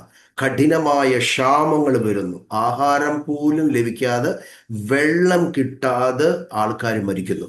മഹാവ്യാധി, മരണം ഭയങ്കരമായിട്ട് നടക്കുന്നത് കൊണ്ട് ഇൻഫെക്ഷൻസ്, ബാക്ടീരിയാസ്, പുതിയ പുതിയ രോഗങ്ങള്, വൈറസുകള് അതിശക്തമായി അന്തരീക്ഷത്തിൽ വ്യാപരിക്കുന്നു. മഹാവ്യാധി ഭൂമിക്കകത്ത് ഉണ്ടാകുകയാണ്. അപ്പോൾ തന്നെ കാട്ടിലുള്ള മൃഗങ്ങൾ പോലും നാട്ടിലേക്ക് കടന്നു വന്ന് മനുഷ്യനെ കൊല്ലുന്ന തരത്തിലുള്ള, ഇത് ലിറ്ററലായിട്ടുള്ള കാട്ടുമൃഗം അതിനെ വ്യാഖ്യാനിക്കപ്പെടുന്നുണ്ട്. അപ്പോൾ തന്നെ പൈശാചികമായിട്ടുള്ളതും യുദ്ധങ്ങളായിട്ടുള്ളതും ഈ ബലഹീനമായ മനുഷ്യരുടെ മേൽ ആധിപത്യം സ്ഥാപിക്കുന്ന ക്രൂരജനങ്ങൾ അവരെ കൊന്നുകളയുന്നു, അവരെ വശീകരിക്കുന്നു, അവരുടെ നന്മകൾ എടുത്തു കളയുന്നു, ജീവിക്കാൻ പറ്റുന്നില്ല, പരസ്പരം കൊന്നുകളയുന്നു. കഴിവുള്ളവർ, ശക്തിശാലികൾ ബലഹീനരെ കൊന്ന് ആഹാരത്തിന് വേണ്ടിയാ, ജീവിക്കാൻ വേണ്ടിയാ ഈ കാര്യങ്ങൾ ചെയ്യുന്നു. और हम देखते हैं कि बहुत निर्णायक कई सारी चीजें उस वक्त होगा जब पीला घोड़ा प्रकट होगा। बहुत सारे पृथ्वी में बहुत सारे लोग मारे जाएंगे और कई प्रकार से उनका मृत्यु होगा। सबसे पहले हम देखते हैं कि तलवार जो युद्ध को दिखाता है, उसके बाद ക്ഷാമം, है अकाल, जो है खाना नहीं है, पीने के लिए पानी नहीं है, ऐसी एक स्थिति होगी। और उसके बाद हम देखते हैं कि क्योंकि युद्ध हुआ, अकाल हो गया, बहुत सारे लोग का मृत्यु हो गया, तो मरी जो है, नई नई बीमारियां, इन्फेक्शन, वायरस, बैक्टीरिया जो है बढ़ जाएगा, और उसके द्वारा बहुत सारे लोगों का मृत्यु होगा। आखिर में हम देखते हैं कि वन पशुओं के द्वारा बहुत सारे लोगों का मृत्यु होगा। उसमें हम ये देखते हैं कि वनों में रहने वाले जानवर लोग हैं, वो जानवर लोग आकर कई लोगों को खाएंगे। लेकिन उसके अलावा ये भी कहा जाता है कि वन पशुओं का मारना युद्ध को दर्शाता है, और शैतानी ताकत, जो कमजोर लोग हैं, उस उन पर प्रभुता करके उनको वश हमला कर। करना, एक दूसरे को मार डालना, क्यों? जीने के लिए। और क्योंकि सब कुछ जीने का, सब कुछ जो है चला गया है, तो कैसे भी जीना है, इसलिए एक दूसरे को जो है मारते हुए, कमजोर लोगों पर प्रभुता करते हुए कई लोगों का मृत्यु होगा। യാ ഭയങ്കര കഠിനമായിട്ടുള്ള ഒരു സംഭവം ആ നാലാം മുദ്ര പൊട്ടിച്ചപ്പോൾ മരണമാണ് അവിടെ മുഴുവനായി നമ്മൾ കാണുന്നത്. तो चौथा मोहर खोलते वक्त जो है बड़ा कठिन संभव को, बड़ी मृत्यु, और मृत्यु कैसे प्रकार से होता है वो हम वहां पर देखते हैं। ഈ ഇരമ്യാവിന്റെ പ്രവചനത്തിന്റെ അകത്ത് ഇതിനെപ്പറ്റി വളരെ ശക്തമായ പ്രവചന ദൂതുകൾ ആ, ദൈവത്തിന്റെ ആത്മാവ് പണ്ട് തന്നെ പ്രവചിച്ചിരുന്നു. और इर्मिया के किताब में जो है परमेश्वर की आत्मा ने पहले ही इस विषय में जो है नबूवत किया है। അതിന്റെ 15 15 രണ്ടാമത്തെ വാക്യത്തിൽ ഞങ്ങൾ എവിടേക്ക് പോകുന്നു എന്ന് അവർ എന്നോട് ചോദിച്ചാൽ നീ അവരോട് മരണത്തിനുള്ളവർ മരണത്തിനും വാളിനുള്ളവർ വാളിനും ക്ഷാമത്തിനുള്ളവർ ക്ഷാമത്തിനും പ്രവാസത്തിനുള്ളവർ പ്രവാസത്തിനും പോയിക്കൊള്ളുകട്ടെ എന്ന് യഹോവ അരുളി ചെയ്യുന്നു. यदि वे तुझसे पूछे हम कहाँ निकल जाए, तो कहना यहोवा यो कहता है, जो मरने वाले हैं वे मरने को चले जाए, जो तलवार से मरने वाले हैं वे तलवार से मरने को, जो अकाल से मरने वाले हैं वे अकाल से मरने को, और जो बंदी बनने वाले हैं वे बदुआई में चले जाए। ആ 24 10 വാക്യത്തിൽ പറയുന്നത് ഞാൻ അവർക്കും അവരുടെ പിതാക്കന്മാർക്കും കൊടുത്ത ദേശത്തിൽ നിന്ന് അവർ നശിച്ചു പോകും വരെ ഞാൻ അവരുടെ ഇടയിൽ വാളും ക്ഷാമവും മഹാമാരിയും അയക്കും. और वही किताब यिर्मयाह का 25 का 10वां वचन कहता है कि और मैं उनमें तलवार चलाऊंगा, और महंगी और मरी फैलाऊंगा, और अंत में इस देश में से जिससे मैंने उनके पुरखाओं को और उनको दिया वे मिट जाएंगे। देखो യെസക്കേൽ 14:21 ഇതുപോലെ തന്നെയുള്ള പ്രവചനമാണ് നമ്മൾ കാണുന്നത്. വെളിപ്പാട് പുസ്തകത്തിൽ കണ്ടതുപോലെ യഹോവയെ കർത്താവ് ഇപ്രകാരം അരുളിച്ചെയ്യുന്നു, ഞാൻ യെരൂശലേമിൽ നിന്ന് മനുഷ്യരെയും മൃഗങ്ങളെയും ഛേദിച്ചു കളയുന്നതിന് വാൾ, ക്ഷാമം, ദുഷ്ടമൃഗം, മഹാമാരി എന്നിങ്ങനെ അനർത്ഥകരമായ ന്യായവിധികൾ 4 കൂടെ അയച്ചാലോ എന്നുള്ളൊരു ചോദ്യമാണ്. और प्रकाशित वाक्य में जो हमने पद पढ़ा, वही पद जो है इस्सेकेल के पुस्तक में 15 अध्याय उसका 21वां वचन में लिखा है, क्योंकि प्रभु यहोवा यो कहता है, मैं यरूशलेम पर अपने चारों दंड पहुंचाऊंगा, अर्थात तलवार, अकाल, दुष्ट जंतु और मरी, जिससे मनुष्य और पशु सब उसमें से नष्ट हो। കണ്ടിന്യൂ ആയിട്ട് നമ്മൾ ഈ 4 മൃഗങ്ങളെ കാണുമ്പോഴത്തേക്ക് 6-ാം അധ്യായത്തിൻ്റെ 1 മുതൽ നമ്മൾ വായിച്ചത് 4 വിധ മൃഗങ്ങളെ കുറിച്ചാണ്. ഒന്നാമത് വെള്ള കുതിര വരുന്നു, അത് സമാധാനത്തെ കൊണ്ടുവരുന്ന കുതിരയായിരുന്നു. അത് വിരോധി മസി അല്ലെങ്കിൽ എതിർ ക്രിസ്തുവിന്റെ ആദ്യ ഭരണം സമാധാനത്തിൻ്റെതായിരിക്കും. പിന്നെ അവന്റെ സ്വഭാവം മാറുന്നു, യുദ്ധമാണ്. ചുവന്ന കുതിരയിൽ അവൻ വരുന്നു, യുദ്ധങ്ങൾ തുടങ്ങുന്നു. പിന്നെ അത് കഴിഞ്ഞ് ക്ഷാമം, ഒരു കറുത്ത കുതിരയിൽ വരുന്നു, ക്ഷാമം ഭൂമിയിലെല്ലാം ഉണ്ടാകുന്നു. അത് കഴിഞ്ഞ് മരണം വരുന്നു, ആ മഞ്ഞൻ കുതിര മരണത്തെ കാണിക്കുന്നു. അങ്ങനെ ന്യായവിധിയുടെ പല സ്റ്റെപ്പുകളായിരുന്നു നമ്മൾ ഈ 4 കുതിരകളിൽ കൂടിയുള്ള വെളിപ്പാടിൽ കാണുവാനിടയായി. ഇനി നമ്മൾ 5-ാമത്തെ മുദ്ര പൊട്ടിക്കുമ്പോൾ സംഭവിക്കുന്നതിനെ കുറിച്ച് ചിന്തിക്കാൻ പോവുകയാണ്. और छठवां अध्याय में हम पहले से देखा है कि सबसे पहले मोहर जैसे ही खोला तो श्वेत रंग का जो है घोड़ा आया और उसके हाथ में धनुष है, वो शांति का प्रतीक दिखाते हुए दर्शाते हुए आता है। फिर दूसरा मोहर जैसे ही खुलता है, उसका रंग, उसका स्वभाव, विरोधी मसीह का स्वभाव शांति दर्शाने वाले से बदल कर अभी जो है लाल रंग का हो गया, जो युद्ध, मृत्यु जो है और लहू बहाना दर्शाता है। फिर हम देखते हैं तीसरा मोहर खुलते वक्त काला घोड़ा आया, जो एक अकाल की स्थिति को दर्शाता, खाने पीने के लिए कुछ भी नहीं है। फिर आखिर में हम देखते हैं चौथा जो मोहर, आखिर नहीं, अगला जो मोहर है, चौथा मोहर, पीला रंग का घोड़ा आता है, जहां पर उस पे सवार होकर आने वाला का नाम ही मृत्यु है। पीला रंग हाँ, मृत्यु दिखाता है और कई प्रकार से लोगों का जो है मृत्यु वहां पर होता है। അങ്ങനെ കുതിരകളുടെ ദർശനം കഴിഞ്ഞ ശേഷം നടക്കുന്ന അഞ്ചാമത്തെ ആ മുദ്ര പൊട്ടിക്കുന്നു. അറക്കപ്പെട്ടവരുടെ ആത്മാക്കളെ താൻ കാണുകയാണ് യാഗപീഠത്തിന്റെ അടുക്കൽ. और जब पांचवा मोहर खोला गया तो ऐसे देखा गया कि वेदी के नीचे उनके प्राणों को देखा, जो परमेश्वर के वचन के कारण, उस गवाही के कारण जो उन्होंने दी थी, वध किए। യാ, യാ.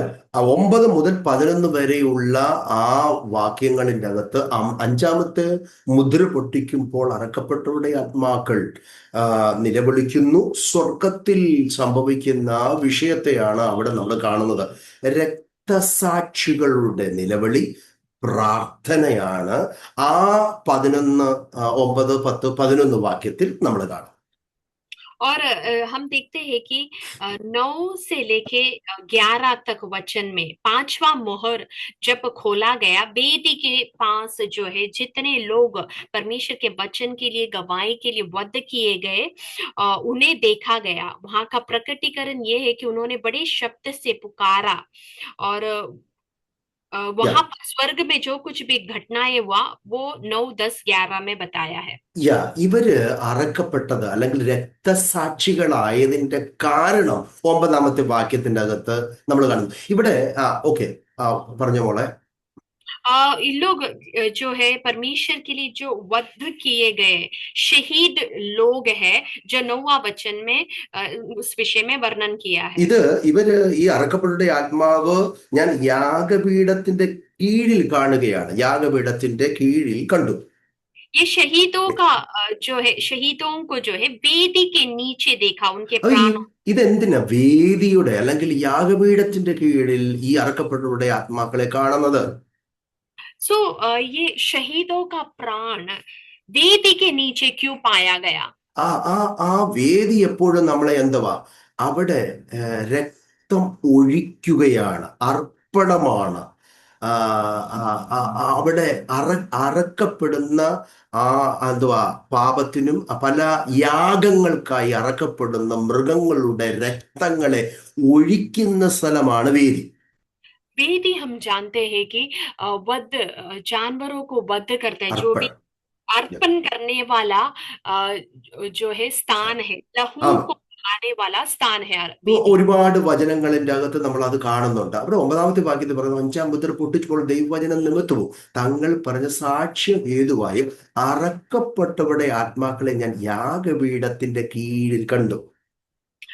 नौवां वचन कहता है कि पांचवा मुहर जब खोला गया, वेदी के नीचे उन प्राणों को देखा जो परमेश्वर के वचन के कारण, उसके गवाही के कारण जो उन्होंने दी थी, वध किए गए ഈ हैं। യാഗപീഠത്തിന്റെ കീഴിൽ എന്തോ സംഭവിക്കുന്നത്? ലേവ്യ വ്യവസ്ഥയിലേക്ക് പോകുമ്പോൾ അതിന്റെ 4-7 പറയുന്ന, പുരോഹിതൻ രക്തം കുറെ യഹോവയുടെ സന്നിധിയിൽ സമാഗമന കൂടാരത്തിലുള്ള സുഗന്ധവർഗത്തിൽ ധൂപപീഠത്തിന്റെ കൊമ്പുകളിൽ പുരട്ടണം.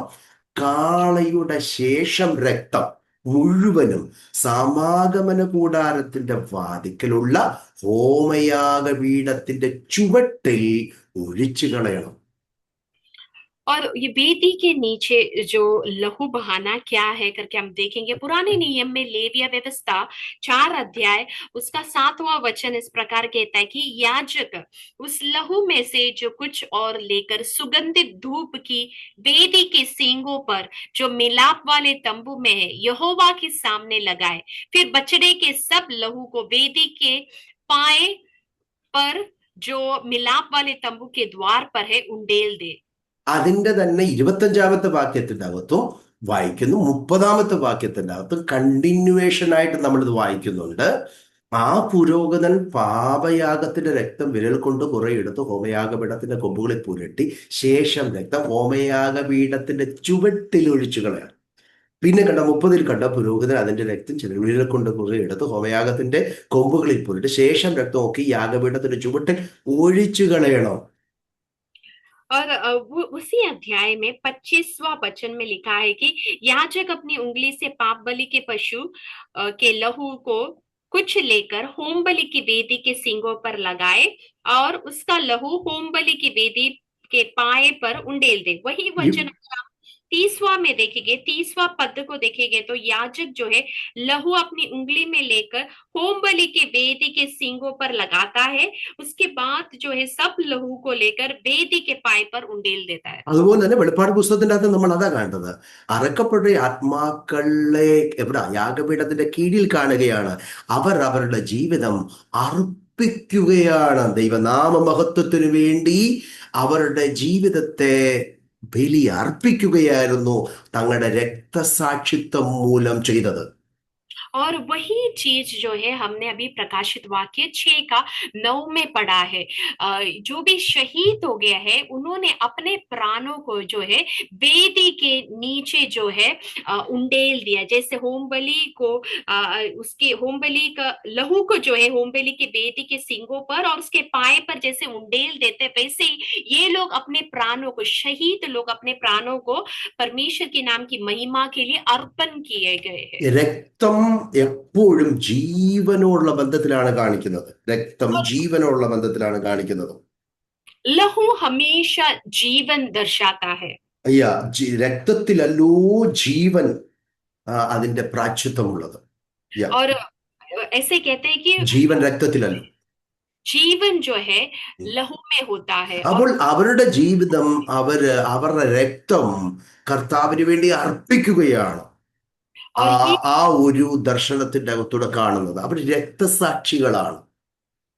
और ये शहीद लोग जो है अपने प्राणों को अर्पण कर रहे परमेश्वर के लिए। അപ്പൊ അവരിവിടെയല്ല, അവർ സ്വർഗത്തിലാണ്. और ये लोग जो है पृथ्वी पर नहीं, ये स्वर्ग की घटना है। स्वर्ग में അവർ ചോദിക്കുന്ന ഒരു ചോദ്യം അവിടെയുണ്ട്. അവർ ചോദിക്കുകയാണ്, അപ്പോൾ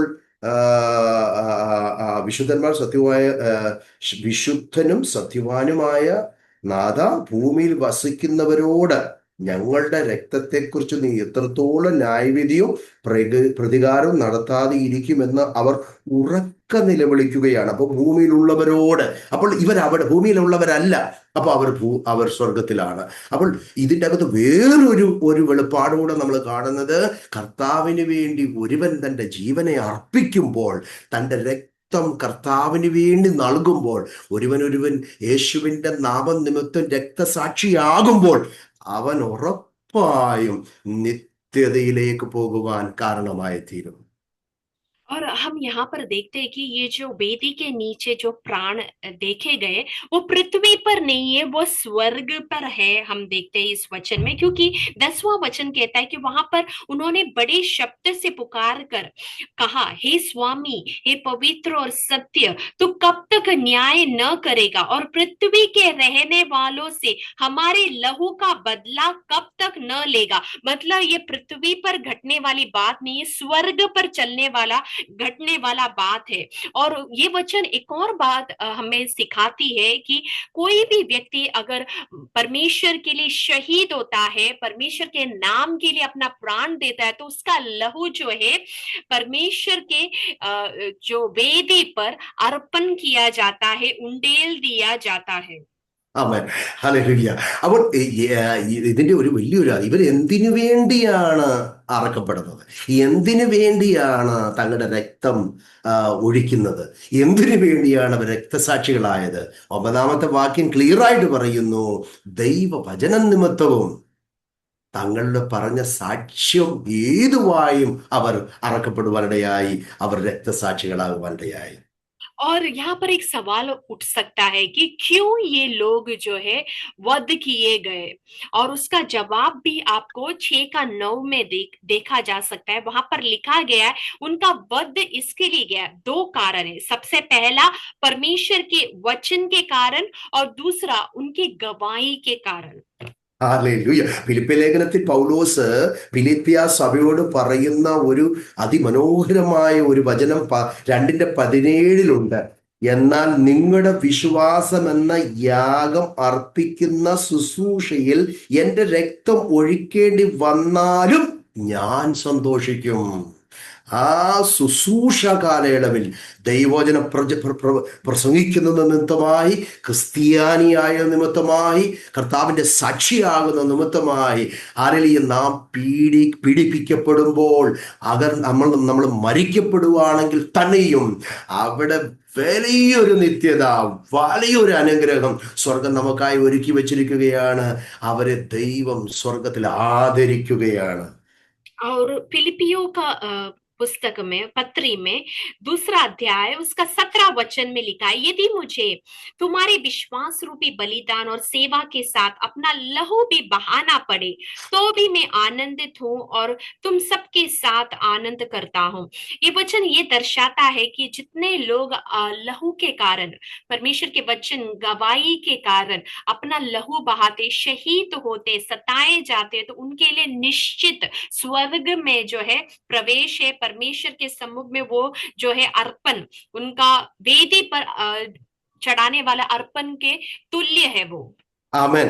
ഇവിടെ യേശുവിൻ്റെ പർവ്വത പ്രസംഗത്തിൽ പോലും യേശു സ്വർഗരാജ്യം ആർക്കാണെന്ന് പഠിപ്പിക്കുമ്പോൾ അതിൻ്റെ മാത്യു ചാപ്റ്റർ 5:10 പറയുന്നുണ്ട്, എൻ്റെ നിമിത്തം അല്ലെങ്കിൽ നീതി നിമിത്തം ഉപദ്രവിക്കപ്പെടുന്നവർ ഭാഗ്യവാന്മാർ, സ്വർഗരാജ്യം അവർക്കുള്ളത്. എൻ്റെ നിമിത്തം നിങ്ങളെ പഴിക്കുകയും ഉപദ്രവിക്കുകയും നിങ്ങളെ കൊണ്ട് എല്ലാ തിന്മയും കളവായി പറയുകയും ചെയ്യുമ്പോൾ നിങ്ങൾ ഭാഗ്യവാൻ, സ്വർഗത്തിൽ നിങ്ങളുടെ പ്രതിഫലം വലുതാവുകൊണ്ട് സന്തോഷിച്ച് ഉല്ലസിപ്പീൻ. മുമ്പേ ഉണ്ടായിരുന്ന പ്രവാചകന്മാരെയും അവർ അങ്ങനെ തന്നെ ഉപദ്രവിച്ചല്ലോ. और मत्ती का सुसमाचार 5:10 पहाड़ी उपदेश में यीशु मसीह इस प्रकार कहते हैं कि धन्य है वे जो धार्मिकता के कारण सताए जाते, क्योंकि स्वर्ग का राज्य उन्हीं का है। धन्य हो तुम जब मनुष्य मेरे कारण तुम्हारी निंदा करे, सताए, झूठ बोल बोलकर तुम्हारे विरोध में सब प्रकार की बुरी बातें कहे, तब आनंदित और मगन होना, क्योंकि तुम्हारे लिए स्वर्ग में बड़ा फल है, इसलिए कि उन्होंने उस भविष्य वक्ताओं को जो तुमसे पहले थे इसी रीति से सताए थे। ആമേൻ. അപ്പോൾ ആദ്യ സഭ മുതൽ, പ്രാരംഭ സഭ മുതൽ ഇന്ന് വരെയും ആലലിയ ഭക്തന്മാർ, ആലലിയ ക്രിസ്തു നിമിത്തം, ദൈവവചനം നിമിത്തം, സാക്ഷ്യം നിമിത്തം കർത്താവിന് വേണ്ടി തങ്ങളുടെ ജീവനെ അർപ്പിച്ചിട്ടുണ്ട്. അപ്പോൾ ഇത് സംഭവിക്കുന്നത്, കർത്താവ് ഇത് തെറ്റിദ്ധരിക്കരുത്, മഹാപീഡനമല്ല ഈ സംഗതി. ഇപ്പോഴുള്ള പ്രസന്റ് ചർച്ചിന്റെ പീഡ, ആ ദൈവവചന നിമിത്തവും സാക്ഷ്യവചനവും നിമിത്തവും നമ്മൾ അനുഭവിക്കുന്ന ഇപ്പോഴുള്ള ആ ക്രിസ്ത്യൻ പീഡയെ കുറിച്ചാണ് ഹല്ലേലൂയ ഞാൻ ഇവിടെ പറയുന്നത്. അവിടെ കാണുന്ന സാക്ഷികൾ, രക്തസാക്ഷികൾ അവരാണ് എന്നാണ് നമ്മൾ അറിഞ്ഞിരിക്കുന്നത്.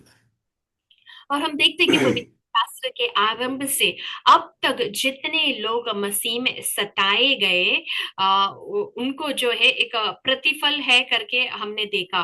और यहाँ पर बताया है कि जो भी जितने भी लोग मृत्यु हो गए, शहीद जो हो गए, ये हम कंफ्यूज नहीं होना है कि महाक्लेश के समय के लोग हैं करके, क्योंकि ये लोग वो है जो आज के काल में या प्रेजेंट एज में, प्रेजेंट कलीसिया के एज में मसीह के गवाही के कारण या वचन के कारण जो है उपद्रवित शहीद। हुए, शहीद हुए लोगों के विषय में बताया है।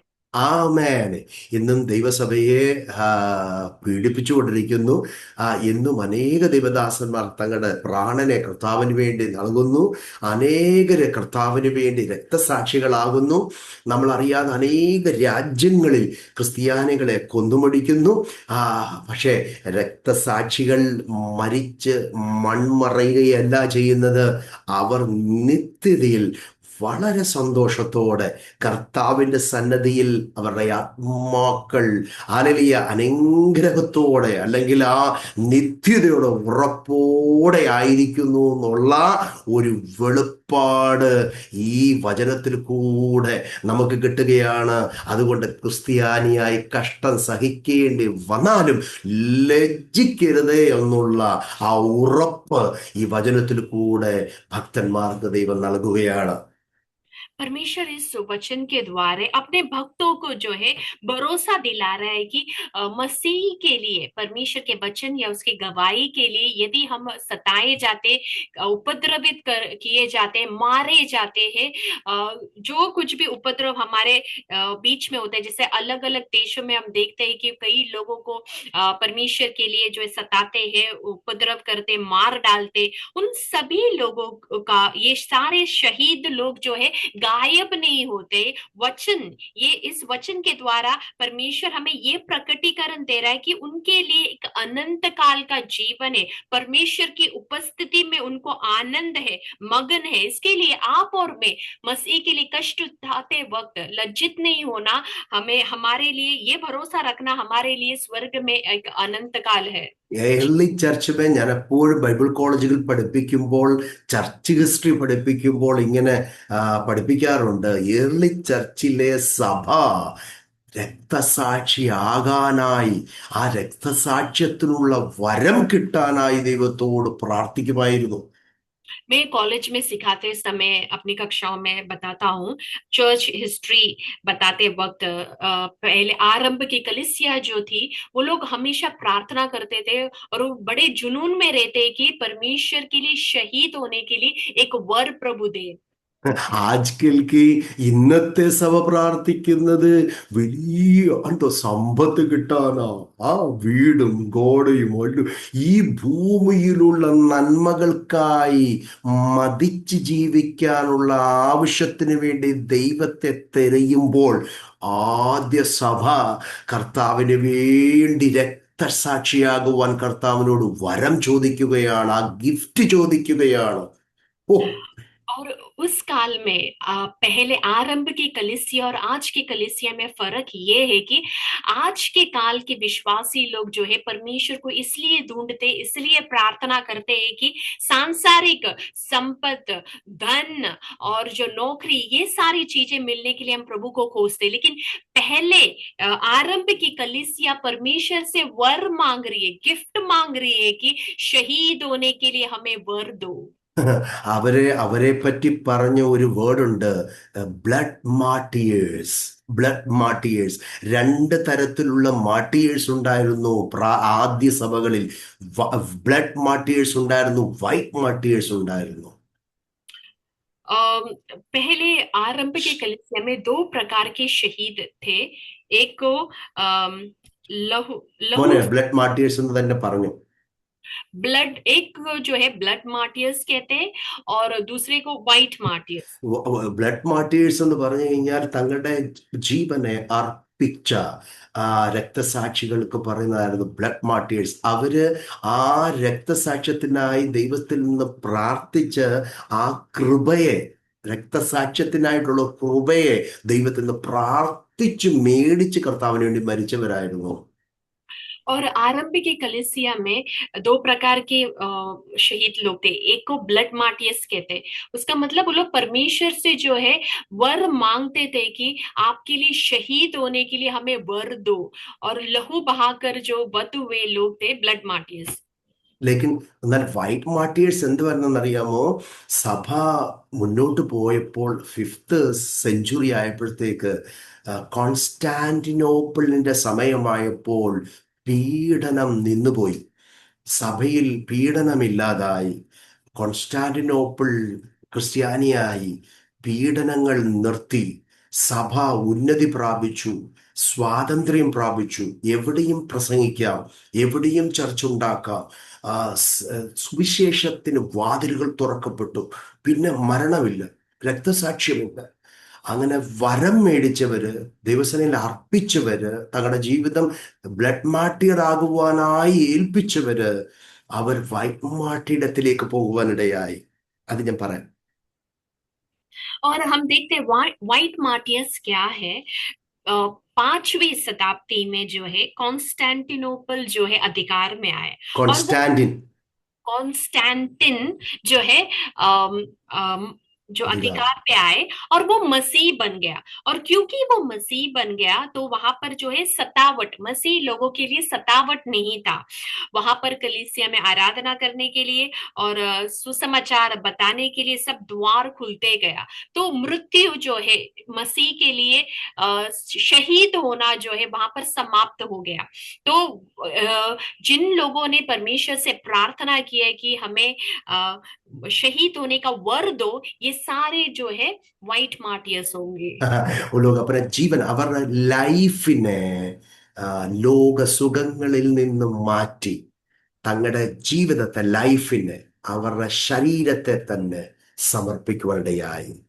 ലോക സുഖങ്ങളിൽ നിന്ന്, ശാരീരിക സുഖങ്ങളിൽ നിന്ന് വിട്ട് കർത്താവിന് വേണ്ടി മാത്രം ജീവിക്കുന്ന ഒരു അർപ്പണ ജീവിതത്തിലേക്ക് വരുവാനിടയായി. അതുകൊണ്ടൊക്കെയാണ് സന്യാസി സമുദായം ഉടലെടുക്കുവാൻ കാരണമായത്. और व्हाइट मार्टियर्स जो है क्योंकि वहां पर शहीद सतावट के कारण किसी का मृत्यु नहीं होता था, कोई शहीद नहीं होता था।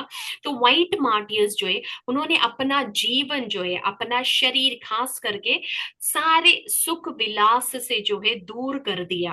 और उन लोग जो है प्रभु के लिए अपने शरीर और अपने जीवन को जो है अर्पण कर दिया। तो उस समय से जो है ये संन्यास समुदाय जो है उत्पन्न हुआ। ആമേൻ.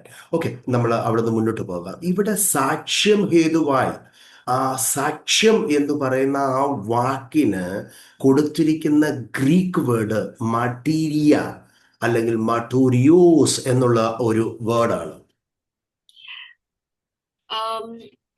साक्षी, गवाही का जो भाषा में अर्थ, यूनानी में उसका अर्थ मार्टीरिया या मार्टीरियोस।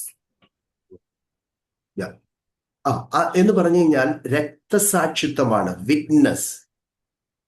इसका मतलब രക്തസാക്ഷിയാവുക എന്നുള്ളതാണ് മാട്ടീരിയ എന്നുള്ള വാക്കിന്റെ അർത്ഥം. उसका मतलब है शहीद होना। അതിന്റെ 2-ാം അധ്യായത്തിൽ നമ്മൾ വെളിപ്പാട് പുസ്തകത്തിന്റെ അകത്ത് 2-ാം അധ്യായത്തിന്റെ 13 പറയുമ്പോൾ കണ്ടിട്ടുണ്ടോ? അവിടെ അന്തിപ്പാസിനെ കുറിച്ച് പറയുമ്പോഴത്തേക്ക് അവിടെ പറയുകയാണ്, എന്റെ സാക്ഷിയും വിശ്വസ്തനുമായ അന്തിപ്പാസിനെ കൊന്ന കാലത്ത് പോലും നീ എങ്കിലുള്ള വിശ്വാസം നിശ്ചയിച്ചില്ല. അപ്പോൾ അവിടെ ആ സാക്ഷി എന്നുള്ളതിന് കൊടുത്തിരിക്കുന്ന മാറ്റീരിയ എന്നുള്ള പദമാണ്. അവൻ രക്തസാക്ഷിയാകുകയാണ്. और यहाँ पर अंतिपास के विषय में प्रकाशित वाक्य 2:13 में लिखा है, मैं ये जानता हूं कि तू वहां रहता है जहां शैतान का सिंहासन है, तो मेरे नाम पर स्थिर रहता है और मुझ पर विश्वास करने से उन दिनों में भी पीछे नहीं हटा जिनमें मेरा विश्वास योग्य साक्षी अंतिपास तुम्हारे पास उस स्थान पर घात किया गया जहां शैतान रहता है। तो वहां पर जो विश्वास योग्य साक्षी के लिए मूल भाषा में दिया हुआ शब्द है मार्टीरिया, മതലബ് രക്തസാക്ഷി. രക്തസാക്ഷി എന്നുള്ള വാക്യമാണത്. അവിടെ തന്നെ 17:6 നമ്മൾ കാണുന്നത് കണ്ടോ, വിശുദ്ധന്മാരുടെ രക്തവും യേശുവിന്റെ സാക്ഷികളുടെ രക്തവും കുടിച്ച സ്ത്രീ കുടിച്ച് സ്ത്രീ മത്തയായിരിക്കുന്നു എന്നുള്ള അവിടെയും സാക്ഷ്യത്തിന് മട്ടീരിയ, രക്തസാക്ഷി എന്നുള്ള വാക്കാണ് കൊടുത്തിരിക്കുന്നത്.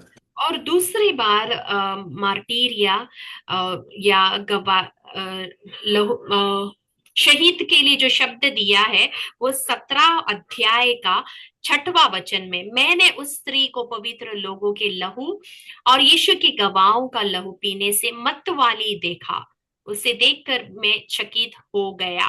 वो वहां पर दिया गया शब्द भी मार्टीरिया है।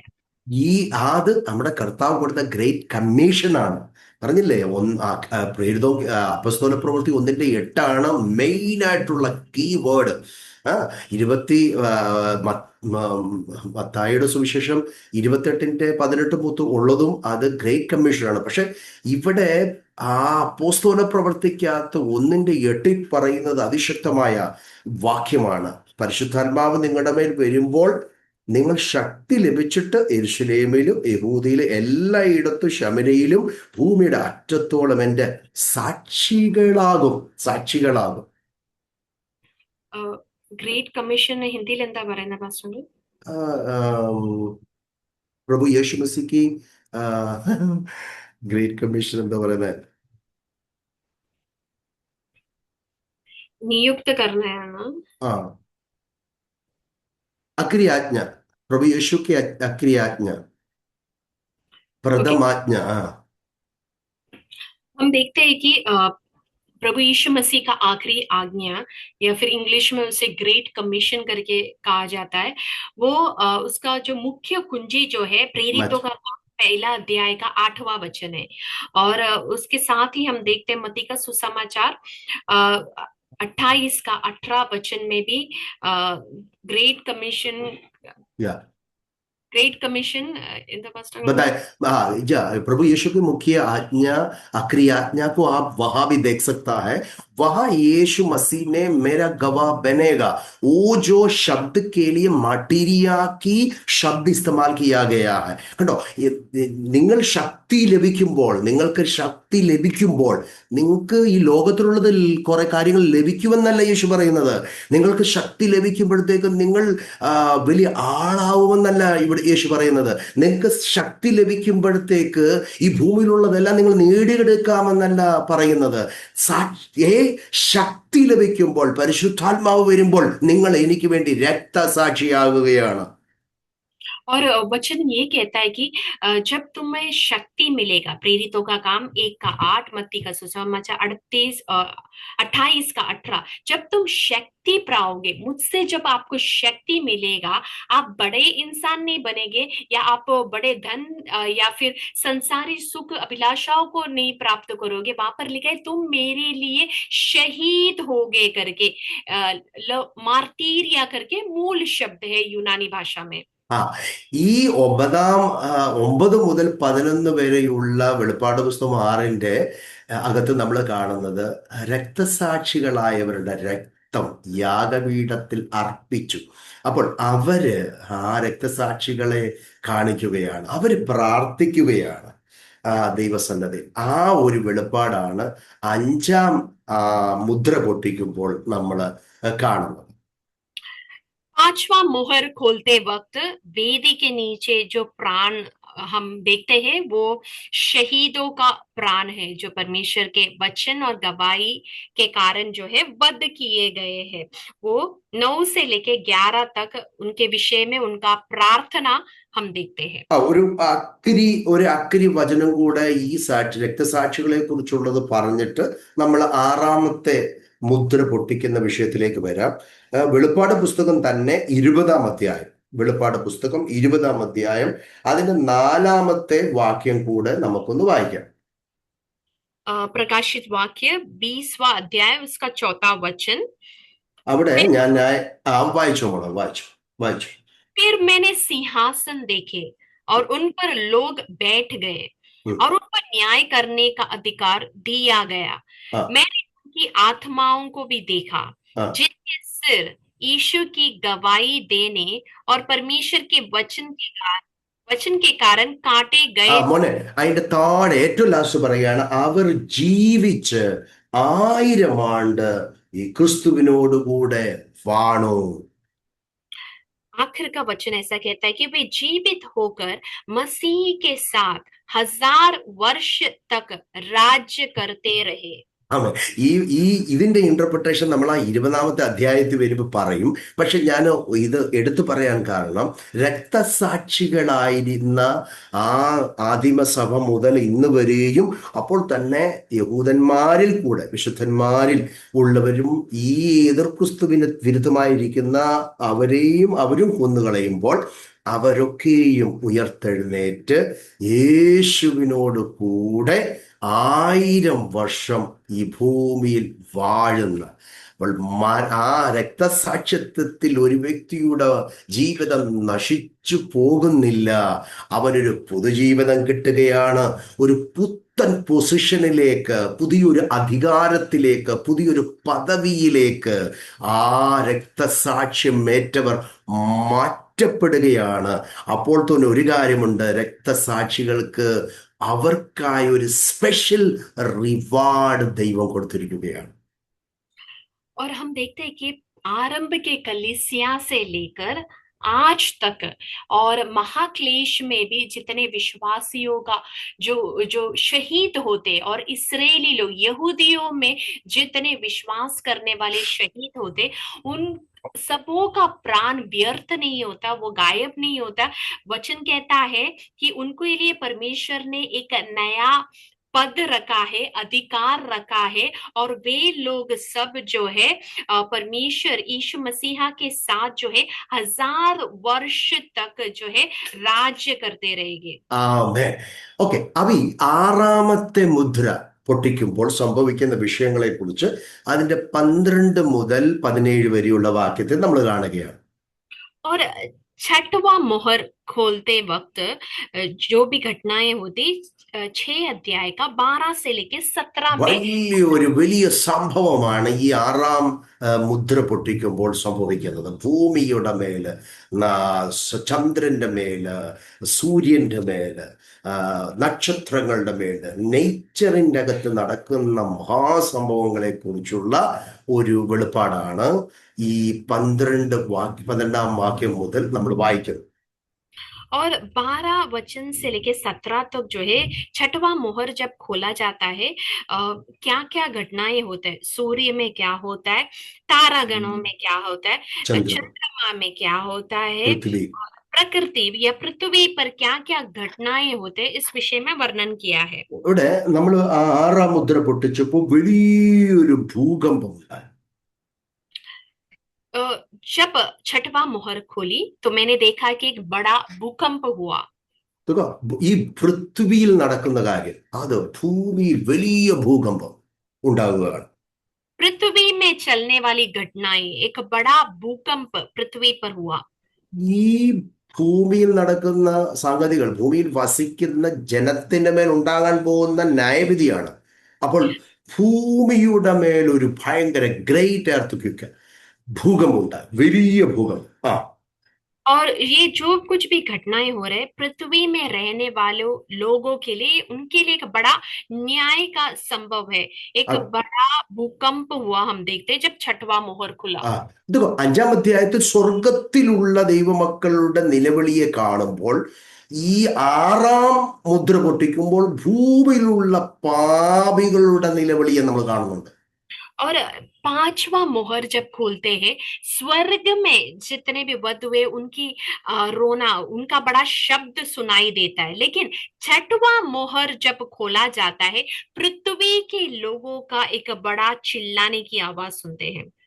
സ്വർഗത്തിലെ ആത്മാക്കളുടെ നിലവിളിയിൽ വെള്ളയങ്കി അവർക്ക് കൊടുക്കുകയാണ്, അധികാരം, അവർക്ക് ഗ്രേറ്റ് റിവാർഡ് കൊടുക്കുമ്പോൾ, ഇവിടെ കണ്ടോ, പാപികളുടെ മേൽ വരുന്ന ന്യായവിധിയിൽ ഇവർ കരയുമ്പോൾ അവർക്ക് ഹൈഡ് ചെയ്യാൻ പോലും സ്ഥലമില്ലാതെ വണ്ണം മരണമന്വേഷിക്കുന്ന ഒരു ജനം. और हम देखते हैं पांचवा मोहर जब खोलते हैं, स्वर्ग में वध हुए लोगों का प्राण जो है रो रहे हैं। फिर हम देखते हैं कि उनके लिए जो परमेश्वर ने रखा हुआ प्रतिफल जो है श्वेत वस्त्र है, और उनके लिए बड़ा प्रतिफल परमेश्वर ने स्वर्ग में रखा है। लेकिन छठवां मोहर खुलते वक्त पृथ्वी के लोगों में एक बड़ा चिल्लाहट हुआ, क्योंकि वहां भूकंप आया। और लेकिन यहाँ पर ये लोगों की स्थिति ये है कि उनको छुपने का स्थान नहीं है। ഓക്കെ. ഇവിടെ ഈ ഈ നടക്കുന്ന നേച്ചറിന്റെ അകത്ത് നടക്കുന്ന കാര്യങ്ങൾ, ഗാലക്സികളിൽ നടക്കുന്ന മഹാസംഭവങ്ങളെ കുറിച്ചുള്ള വിവരണമാണ്. ഭൂമിയിൽ വലിയൊരു ഭൂകമ്പം ഉണ്ടാകുന്നു. और पृथ्वी पर बहुत बड़ा भूकंप हुआ। प्रकृति സൂര്യൻ സൂര്യൻ കറുത്ത് കരിമ്പടമാകുകയാണ്. सूर्य जो है काला हो जाता है। ചന്ദ്രൻ രക്തതുല്യമായി തീരുകയാണ്. चंद्रमा लहू के समान हो गया।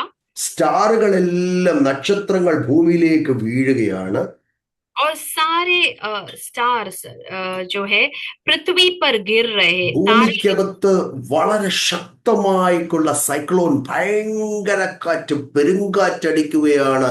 സകല വൃക്ഷങ്ങളും, എല്ലാ ഫലവൃക്ഷങ്ങളും നശിക്കുന്ന തരത്തിലുള്ള കംപ്ലീറ്റ് ഡിസ്ട്രക്ഷൻ, ഒരു ധൂമാണ് നമ്മൾ കാണുന്നത് അതിനകത്ത്.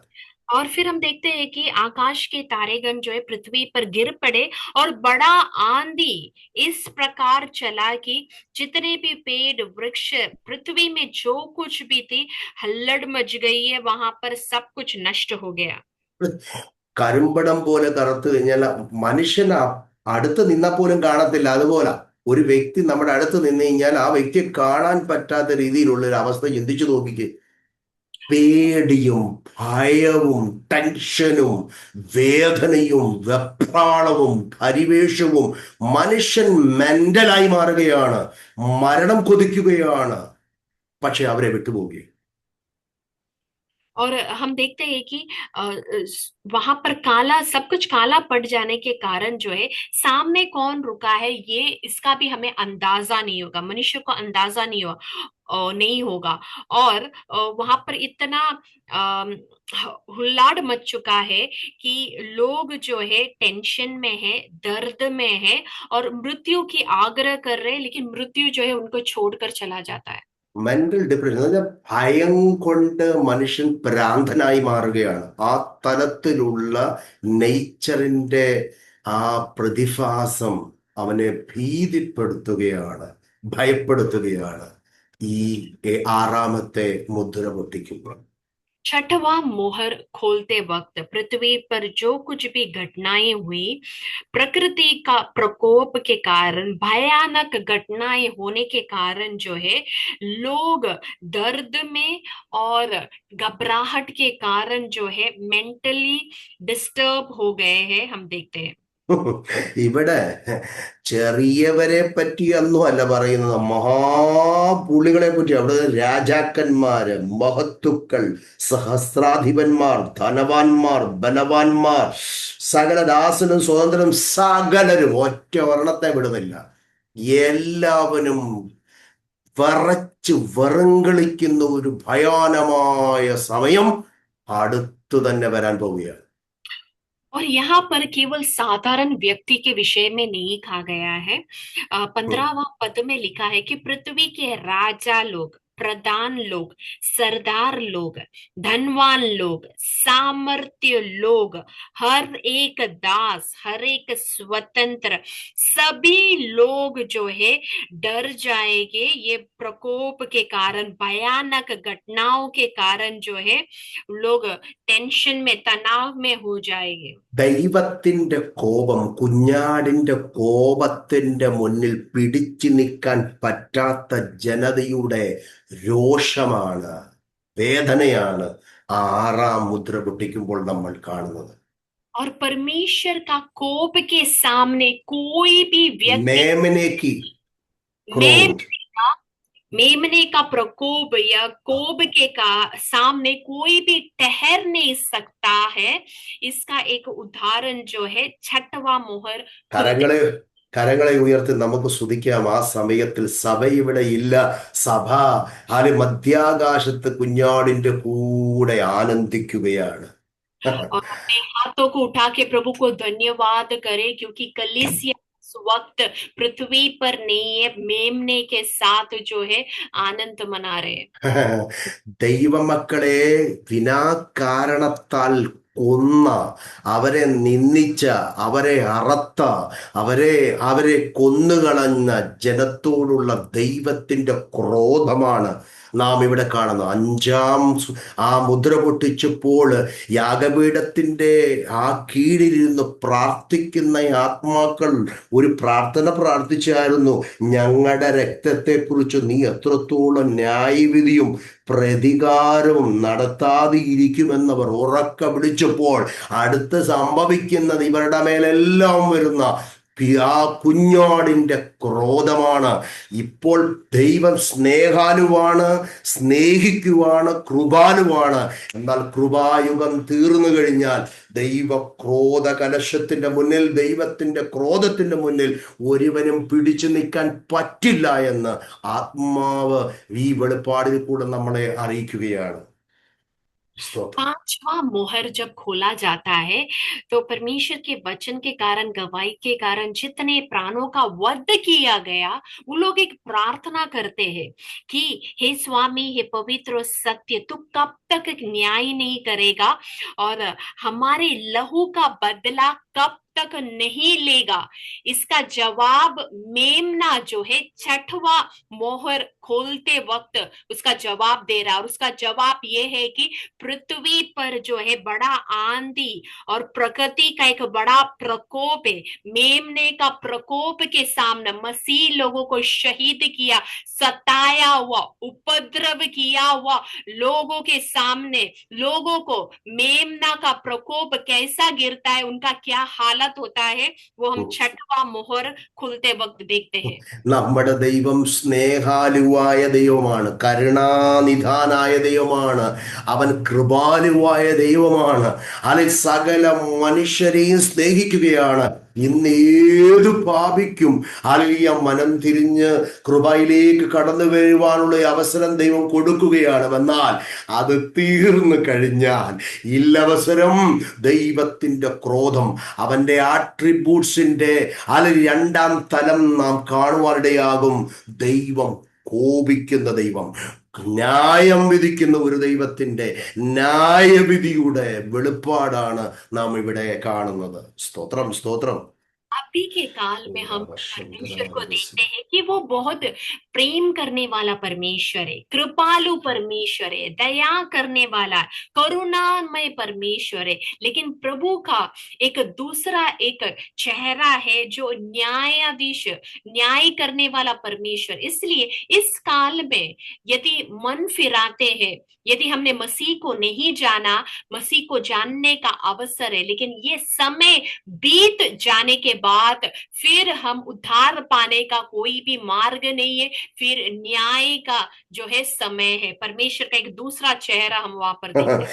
ഇത് ആട്രിബ്യൂട്ട്സ് ഓഫ് ആ ദൈവത്തിന്റെ രണ്ടാമത്തെ ആട്രിബ്യൂട്ട്സ്. ഒരുപാട് ആട്രിബ്യൂട്ട്സ് ഉണ്ടല്ലേ. സ്നേഹ, ഗോഡ് ഈസ് ലവ് എന്ന് പറയുമ്പോൾ തന്നെ ദൈവം കോപിക്കുന്ന ദൈവമാണ്. നഹൂം എന്ന പ്രവാചകൻ നിനവയോടുള്ള പ്രവചനം കൊടുത്തപ്പോൾ ഒരു പ്രാവശ്യം സ്നേഹത്തിന്റെ ദൈവത്തിന്റെ കരുണയുടെ കരം കണ്ട നിനവേ ആൾക്കാര് മനം തിരിഞ്ഞപ്പോൾ ദൈവം ദയ കാണിച്ചെന്നാൽ നഹൂവിനിൽ കൂടെ ദൈവാത്മാവ് അവരോട് വെളിപ്പാട് പറഞ്ഞപ്പോൾ മനം തിരിയാതിരുന്നപ്പോൾ ഈ ദൈവം ആരാണ്?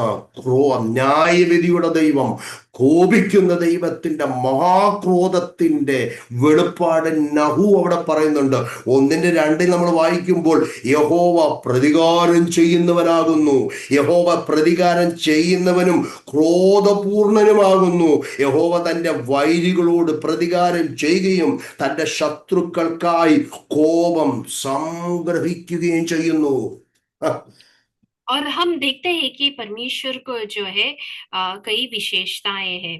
हम कहते हैं कि परमेश्वर जो प्रेम करने वाला परमेश्वर, लेकिन प्रभु जो है कोप करने वाला, जल जलाहट से उठने वाला परमेश्वर भी है। हम देखते हैं कि निनवे को जब न्याय कहा परमेश्वर ने, जब उन्होंने पछताया, मन फिरा के जब लौट के आए, तो परमेश्वर उन पर कृपा किया, दया किया। लेकिन नहूम में हम देखते हैं कि जब वो मन फिराया नहीं, पहला अध्याय का दूसरा वचन में ऐसे लिखा है कि यहोवा जल उठने वाला और बदला लेने वाला ईश्वर है।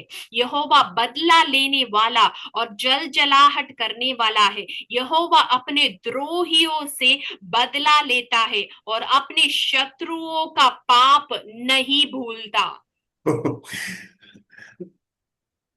ഈ ദൈവത്തിന്റെ മഹാസ്നേഹത്തെ കുറിച്ചാണ് ബൈബിള് മുഴുവനേ പഠിപ്പിക്കുന്നത്. പക്ഷെ അത് തന്നെ വിശ്വസിക്കുന്ന ഭക്തന്മാരുടെ ബന്ധത്തിൽ ദൈവം കാണിക്കുന്നു. പക്ഷെ ആ ദൈവത്തിന്റെ ആ കൃപയുടെ ആ സമയം കഴിയുമ്പോൾ പിന്നെ കുഞ്ഞാട് എന്നുള്ള വാക്ക് നിങ്ങൾ വായിക്കുമ്പോൾ അവിടെ കുഞ്ഞാടിന്റെ കോപമെന്നാ കാണുന്നത്.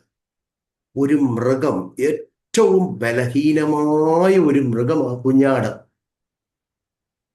ആ ഒരു ബലഹീന മൃഗം ഇപ്പൊ കോപിക്കുകയാണ്. രണ്ട് തരത്തിലുള്ള ആ ഒരു വ്യത്യാസം, കുഞ്ഞാടിന്റെ കോപം, ആ രണ്ട് പദങ്ങളിൽ നമുക്ക് കാണാൻ പറ്റും. पूरे पवित्र शास्त्र में हम देखते हैं कि परमेश्वर जो है प्रेम है करके हम देखते हैं। और अपने भक्तों के लिए वो प्रेम करने वाला, उनके लिए कृपा करने वाला करुणामय परमेश्वर है। तो हम जब मेमना के विषय में जब पढ़ते हैं, सबसे कमजोर जो जानवर है मेमना, वो कमजोर होते ही वक्त जब कोप के विषय में कहते हैं, तो वहां पर लिखा है कि मेमने का कोप करके। तो परमेश्वर का जो विशेषताओं में से एक है कि वो प्रेम करने वाला है, दूसरा ये कि उसका कोप भी है, जल जलाहट करने वाला परमेश्वर भी है। ഈ ഇവിടെ കോപത്തിന് വേണ്ടി കുഞ്ഞാടിന്റെ കോപം മഹാകോപ ദിവസം എന്നാണ് എഴുതിയിരിക്കുന്നത്. അപ്പം ഒരു കോപിക്കുന്ന ഒരു സിംഹം എന്തൊക്കെ പറഞ്ഞു കഴിഞ്ഞാൽ അതിന്റെ ഒരു വെയിറ്റ്നെസ് നമുക്ക് ചിന്തിക്കാം. പക്ഷെ ഇവിടെ കുഞ്ഞാടിന്റെ കോപം, അപ്പൊ കുഞ്ഞാടിന്റെ ആ ശാന്തത, ആ സൗമ്യത, ആ സ്നേഹം, അറക്കപ്പെട്ട കുഞ്ഞാട് മനുഷ്യന് രാശിക്ക് വേണ്ടി മരിച്ച ആ ദൈവത്തിന്റെ സ്നേഹം ഒന്ന് കാണിക്കുകയാണ്. അതിപ്പോൾ തുടർമാനമായി നടന്നുകൊണ്ടിരിക്കുന്നു. പക്ഷേ അത് നിശ്ചയിച്ച സമയത്തിനുള്ളിൽ അത് തീരുമ്പോൾ പിന്നെ കുഞ്ഞാടിന്റെ ആ ആ സ്വഭാവത്തിന്റെ രണ്ടാമത്തെ പതിൽ കോപിക്കുന്ന പാപികളോട്, പാപത്തോട്, അനീതിയോട്, അക്രമത്തോട്, ദൈവവ്യവസ്ഥയ്ക്ക് വിരുദ്ധമായി നടക്കുന്നവനോട്, വചനം കേട്ടിട്ടും അനുസരിക്കാത്തവനോട്, പ്രതികരിക്കുന്നവരോട്, പാപിയോട്, പിശാചിനോട്, എതിർക്രിസ്തുവിനോട്, അവന്റെ അനുയായികളോട്, ലോകസുഖത്തിൽ ജീവിക്കുന്നവരോട് പിന്നെ ഒരു ദയയില്ല, മഹാക്രോധം അവരുടെ മേൽ പകരുന്ന ഒരു കുഞ്ഞാടിനെയാണ് കാണുന്നത്. हम मेमना जब कहते हैं, तो मेमना जो है शांत स्वभाव का, प्रेम करने वाला, शांति है, सबका प्रतीक है। और परमेश्वर अपने भक्तों को उस समान प्रेम करता है। और मेमना जो वध किया गया हमारे लिए, लेकिन सिंह का क्रोध करके हम कहेंगे तो उसको, उस शब्द को बहुत क्या वेट है। लेकिन यहाँ पर मेमने का क्रोध करके कहा गया, सिंह का क्रोध नहीं। तो मेमना जो है, जो प्रेम करता था, जो शांत था, जो दयालु कृपालु था, अभी उसका स्वभाव का एक दूसरा पहलू है, जो है कि नियुक्त समय के बाद, परमेश्वर का नियुक्त समय होने के बाद जो है उसका दूसरा स्वभाव का दूसरा पहलू देखेंगे। वो है पापियों के विरोध में, और पाप के विरोध में, अन्याय के विरोध में, परमेश्वर के उपदेश के विरोध में, और आज्ञा का उल्लंघन करने वालों के विरोध, शैतान, विरोधी मसीह, उसका समूह, संसार संसार सुख विलास में रहने वालों के विरोध में जो है एक महाक्रोध, मेमने का एक महाक्रोध प्रकट होगा। അമ്മ ഓക്കെ അമ്മ നമ്മൾ ആ വാക്യത്തിലേക്ക് വരുമ്പോഴത്തേക്ക് ആറാം മുദ്ര പൊട്ടിച്ചപ്പോൾ ഒരു വലിയൊരു ഭൂകമ്പം ഉണ്ടായി, വലിയ ഭൂകമ്പം. छठवां मोहर खोलने के बाद एक बड़ा भूकंप हुआ। ഈ ഈ വെളിപ്പാട് പുസ്തകത്തിന്റെ അകത്ത് 3 പ്രാവശ്യം നമ്മൾ കാണുന്നുണ്ട് വലിയ ഭൂകമ്പത്തെ കുറിച്ച്. प्रकाशित वाक्य में बड़ा भूकंप 3 बार वर्णन किया है। അത് ജസ്റ്റ് നിങ്ങളുടെ എഴുതിയെടുക്കുന്നവരൊക്കെ എഴുതിയെടുക്കാനായിട്ട് 6:12, 11:13, 16:18 ഈ വലിയൊരു ഭൂകമ്പം ഉണ്ടായ വിഷയത്തെ കുറിച്ച് കാണിക്കുന്നുണ്ട്, പറയുന്നുണ്ട്. जो भी नोट्स लिखना चाहते हैं वो लोग नोट्स लिख सकते हैं। प्रकाशित वाक्य में 3 बार बड़ा भूकंप के विषय में बताया है। 6वां अध्याय का 12 वचन, 11 अध्याय का 13 वचन और 16 अध्याय का 18 वचन। വലിയ ഭൂകമ്പം 16:18 പറയുന്നത് ഭൂമിയിൽ മനുഷ്യൻ ഉണ്ടായത് മുതൽ അതുപോലെ അത്ര വലിയൊരു ഭൂകമ്പം ഉണ്ടായിട്ടില്ല, അത്ര വലിയൊരു ഭൂകമ്പം ഉണ്ടാകുന്നു. और 16 का 18 में ऐसा लिखा है कि भूकंप ऐसा आया जो जब से मनुष्य ने उत्पत्ति पृथ्वी पर हुई तब से ऐसा भूकंप कभी नहीं पाया गया। ഓക്കെ, അത് കഴിഞ്ഞിട്ട് കുഞ്ഞാടിന്റെ ക്രോധം എന്ന് നമ്മൾ വായിക്കുന്നുണ്ട്. ഇതെല്ലാം എക്സ്പ്ലെയിൻ ചെയ്യാൻ സമയമില്ല, അതെല്ലാം സംഭവിക്കുക. കുഞ്ഞാടിന്റെ ക്രോധം, ദൈവത്തിന്റെ ക്രോധത്തെക്കുറിച്ചും ഈ പുസ്തകത്തിൽ ഒരുപാട് നമ്മൾ തുടർമാനമായിട്ടുള്ള അധ്യായങ്ങളിലൊക്കെ കാണുന്നുണ്ട്. और मेमने का क्रोध करके हम जो है इस पुस्तक में कई बार अध्ययन करने वाले हैं। 11-ാം അധ്യായത്തിന്റെ 18-ാം വാക്യത്തിലേക്ക് നമ്മൾ വരുമ്പോൾ അവിടെ നമ്മൾ കാണുന്നുണ്ട്. ഞാൻ ജസ്റ്റ് ദൈവത്തിന്റെ ക്രോധം അല്ലെങ്കിൽ കുഞ്ഞാടിന്റെ ക്രോധം എന്നൊക്കെയുള്ള ആ പദങ്ങളിൽ ജസ്റ്റ് ഒന്ന് പഠിച്ചു. നിന്റെ കോപം വന്നു, ആ ദൈവത്തിന്റെ കോപത്തെ കുറിച്ച് പറയുകയാണ്. മരിച്ചവരെ ന്യായം വിധിപ്പാനും തന്റെ ദാസന്മാര് പ്രവാചക വിശുദ്ധന്മാർക്ക് ചെറിയൊരു വലിയ ഭക്തന്മാർ പ്രതിദിനം കൊടുപ്പാനും ഭൂമിയിൽ നശിപ്പിക്കുന്നവരെ നശിപ്പാനുമുള്ള കാലവും വന്നു. 11 अध्याय का 18 वचन में लिखा है कि जातियों ने क्रोध किया, तेरा प्रकोप आ पड़ा और समय आया कि मरे हुओं का न्याय किया जाए। तेरे दास भविष्यवक्ता पवित्र लोगों को और उन छोटे बड़े को जो तेरे नाम के लिए डरते हैं। അവിടെ നമ്മൾ വായിക്കുന്നത് പാപികൾക്ക് ദൈവം ന്യായം വിധിക്കുമ്പോൾ വിശുദ്ധന്മാർക്ക് ദൈവം പ്രതിഫലം കൊടുക്കുന്നതിനെ കുറിച്ചുള്ള ആ വെളിപ്പാട്. അതിൻ്റെ അകത്ത് ദൈവത്തിന്റെ ക്രോധം പാപികളുള്ള ബന്ധത്തിൽ, ദൈവവചനം അനുസരിക്കാത്തവരുള്ള ബന്ധത്തിലുള്ള ന്യായവിധിയുടെ ക്രോധമാണ്. और हम देखते हैं कि पापियों के विरोध में परमेश्वर न्याय करता है, इस वचन में लिखा है। लेकिन परमेश्वर से प्रेम रखने वाले, परमेश्वर का आज्ञा मानने वालों के लिए परमेश्वर ने प्रतिफल रखा है। അത് കഴിഞ്ഞിട്ട് നമ്മൾ 14-ാം അധ്യായത്തിന്റെ 9-ഉം 10-ഉം വായിക്കുമ്പോഴത്തേക്ക് അവിടെയും ഒരു ദൈവത്തിന്റെ ക്രോധത്തെ കുറിച്ച് പറയുകയാണ്. ദൈവകോപത്തിന്റെ പാത്രത്തിൽ കലർപ്പില്ലാതെ പകർന്നിരിക്കുന്ന ദൈവക്രോധ മദ്യത്തെ കുറിച്ചുള്ള ഒരു വെളിപ്പാടാണ്. और 14 अध्याय का 9-10 में हम पढ़ते हैं परमेश्वर का प्रकोप की नीरी मदिरा जो उसके क्रोध के कटोरे में से डाली गई है. കുഞ്ഞാടിനുള്ള ബന്ധത്തിലുള്ള ഒരു വിഷയമാണ് ഈ ഭൂമിയിലുള്ള ഈ ലോകത്തിലുള്ള പാപികളോടുള്ള ബന്ധത്തെ ദൈവത്തിന്റെ ക്രോധത്തിന്റെ വിഷയത്തെ കുറിച്ച് അവിടെ പറയുകയാണ്. പിന്നെ 16-ാം അധ്യായത്തിലേക്ക് വരുമ്പോഴത്തേക്ക് അതിന്റെ 19-20 അകത്തും പിന്നെയും നമ്മൾ ദൈവത്തിന്റെ ക്രോധത്തെ കുറിച്ചുള്ള ഒരു പഠനമുണ്ട്. और 14 अध्याय का 9-10 में हम देखते हैं मेमने का क्रोध के विषय में जो पापियों के विरोध में, और उसी पुस्तक में 16 का 18 में भी मेमने का क्रोध के विषय में हम देखते हैं. 16 का 19-20 में 19-ൽ പറയുകയാണ് ദൈവത്തിന്റെ ക്രോധം. ഓക്കെ, ദൈവകോപത്തിന്റെ ക്രോധം മധ്യത്തിലുള്ളത്. അപ്പൊ ആ ഒരു കഠോരമായിരിക്കുന്ന ദൈവത്തിന്റെ ക്രോധത്തെ കുറിച്ചുള്ള വെളിപ്പാടുകളാണ് അവിടെ എല്ലാം കാണുന്നത്.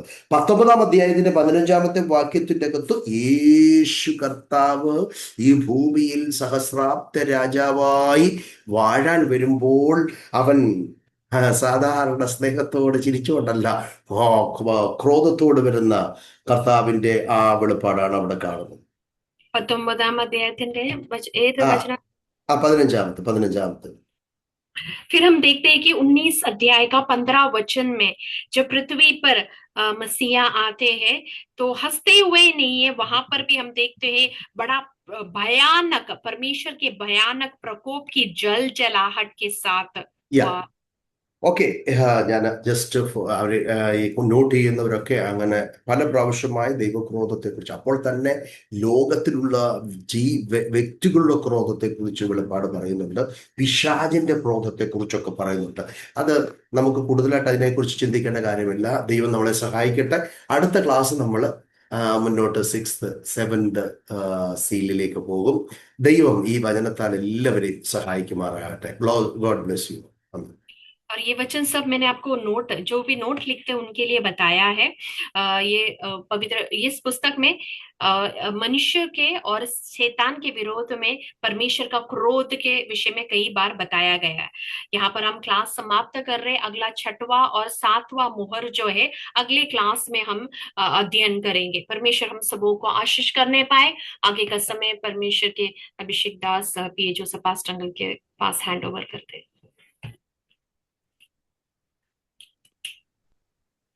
പാസ്റ്റർ ടി അബ്രഹാം പ്രാർത്ഥിച്ച് ഈ മീറ്റിംഗ് അവസാനിപ്പിക്കും.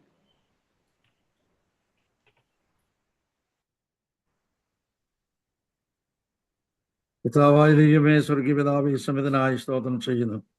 തുടർന്ന് കർത്താവേ, ഇന്ന് ഈവനിങ്ങിൽ തിരുവചനത്തിന് മുമ്പാകെ അരിപ്പാൻ നിങ്ങളെ സഹായിച്ചല്ലോ, അതിനായി സ്തോത്രം. കർത്താവെ, വരുവാൻ പോകുന്ന ദൈവത്തിൻ്റെ ന്യായവിധിയെക്കുറിച്ചും ജനത്തിന് കർത്താവെ ശിക്ഷ കൊടുക്കുന്നതിനെക്കുറിച്ചും ദൈവത്തിൻ്റെ ക്രോധം ഭൂമിയിൽ വരാൻ പോകുന്ന വിഷയത്തെക്കുറിച്ചും നടക്കാൻ പോകുന്ന പല സംഭവങ്ങളെക്കുറിച്ച് കർത്താവെ ഇതിൻ്റെ വചനത്തിൽ കൂടെ നിങ്ങളെ അറിയിച്ചല്ലോ, അതിനായി സ്തോത്രം. നിന്റെ ദാസനെ അതിനെ ശക്തീകരിച്ചല്ലോ. പാസ്റ്റർ ചെറിയാൻ കുഞ്ഞിന് വേണ്ടി പ്രാർത്ഥിക്കുന്നു. ദാസനെ പൂർണ്ണമായി ബലപ്പെടുത്തണം, ശക്തീകരിക്കണം, ദൈവപൂർണ്ണം നിറയ്ക്കണം, സ്വർഗീയ ജ്ഞാനം നൽകണം, കൃപ കൊണ്ടും വരങ്ങൾ കൊണ്ടും നിറയ്ക്കണമേ. ആത്മനിറവിൽ നിന്റെ ആലോചന അറിയിക്കുവാൻ നിന്റെ ദാസനെ സഹായിച്ചുകൊണ്ടിരിക്കുന്നതിനായി സ്തോത്രം.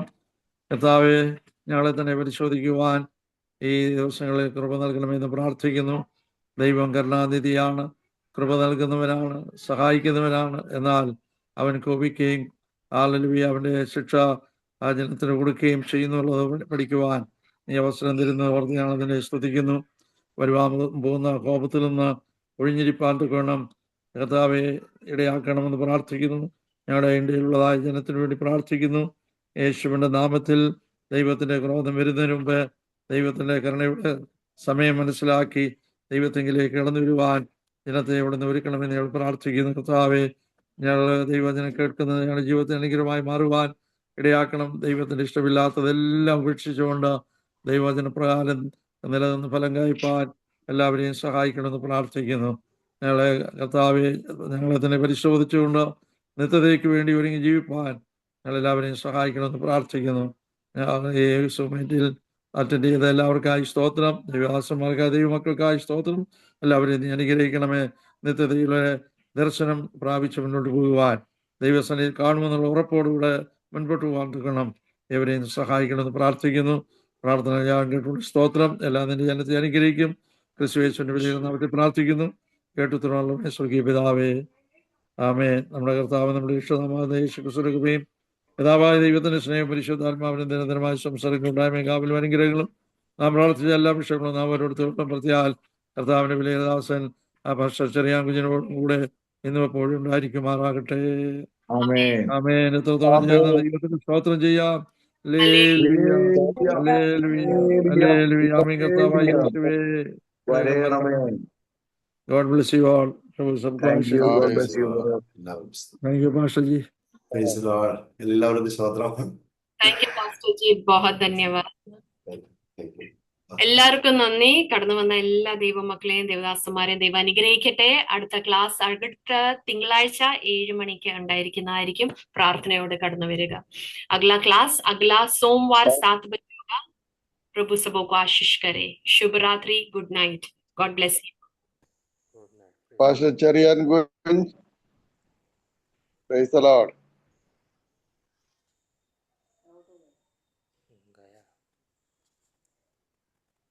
Praise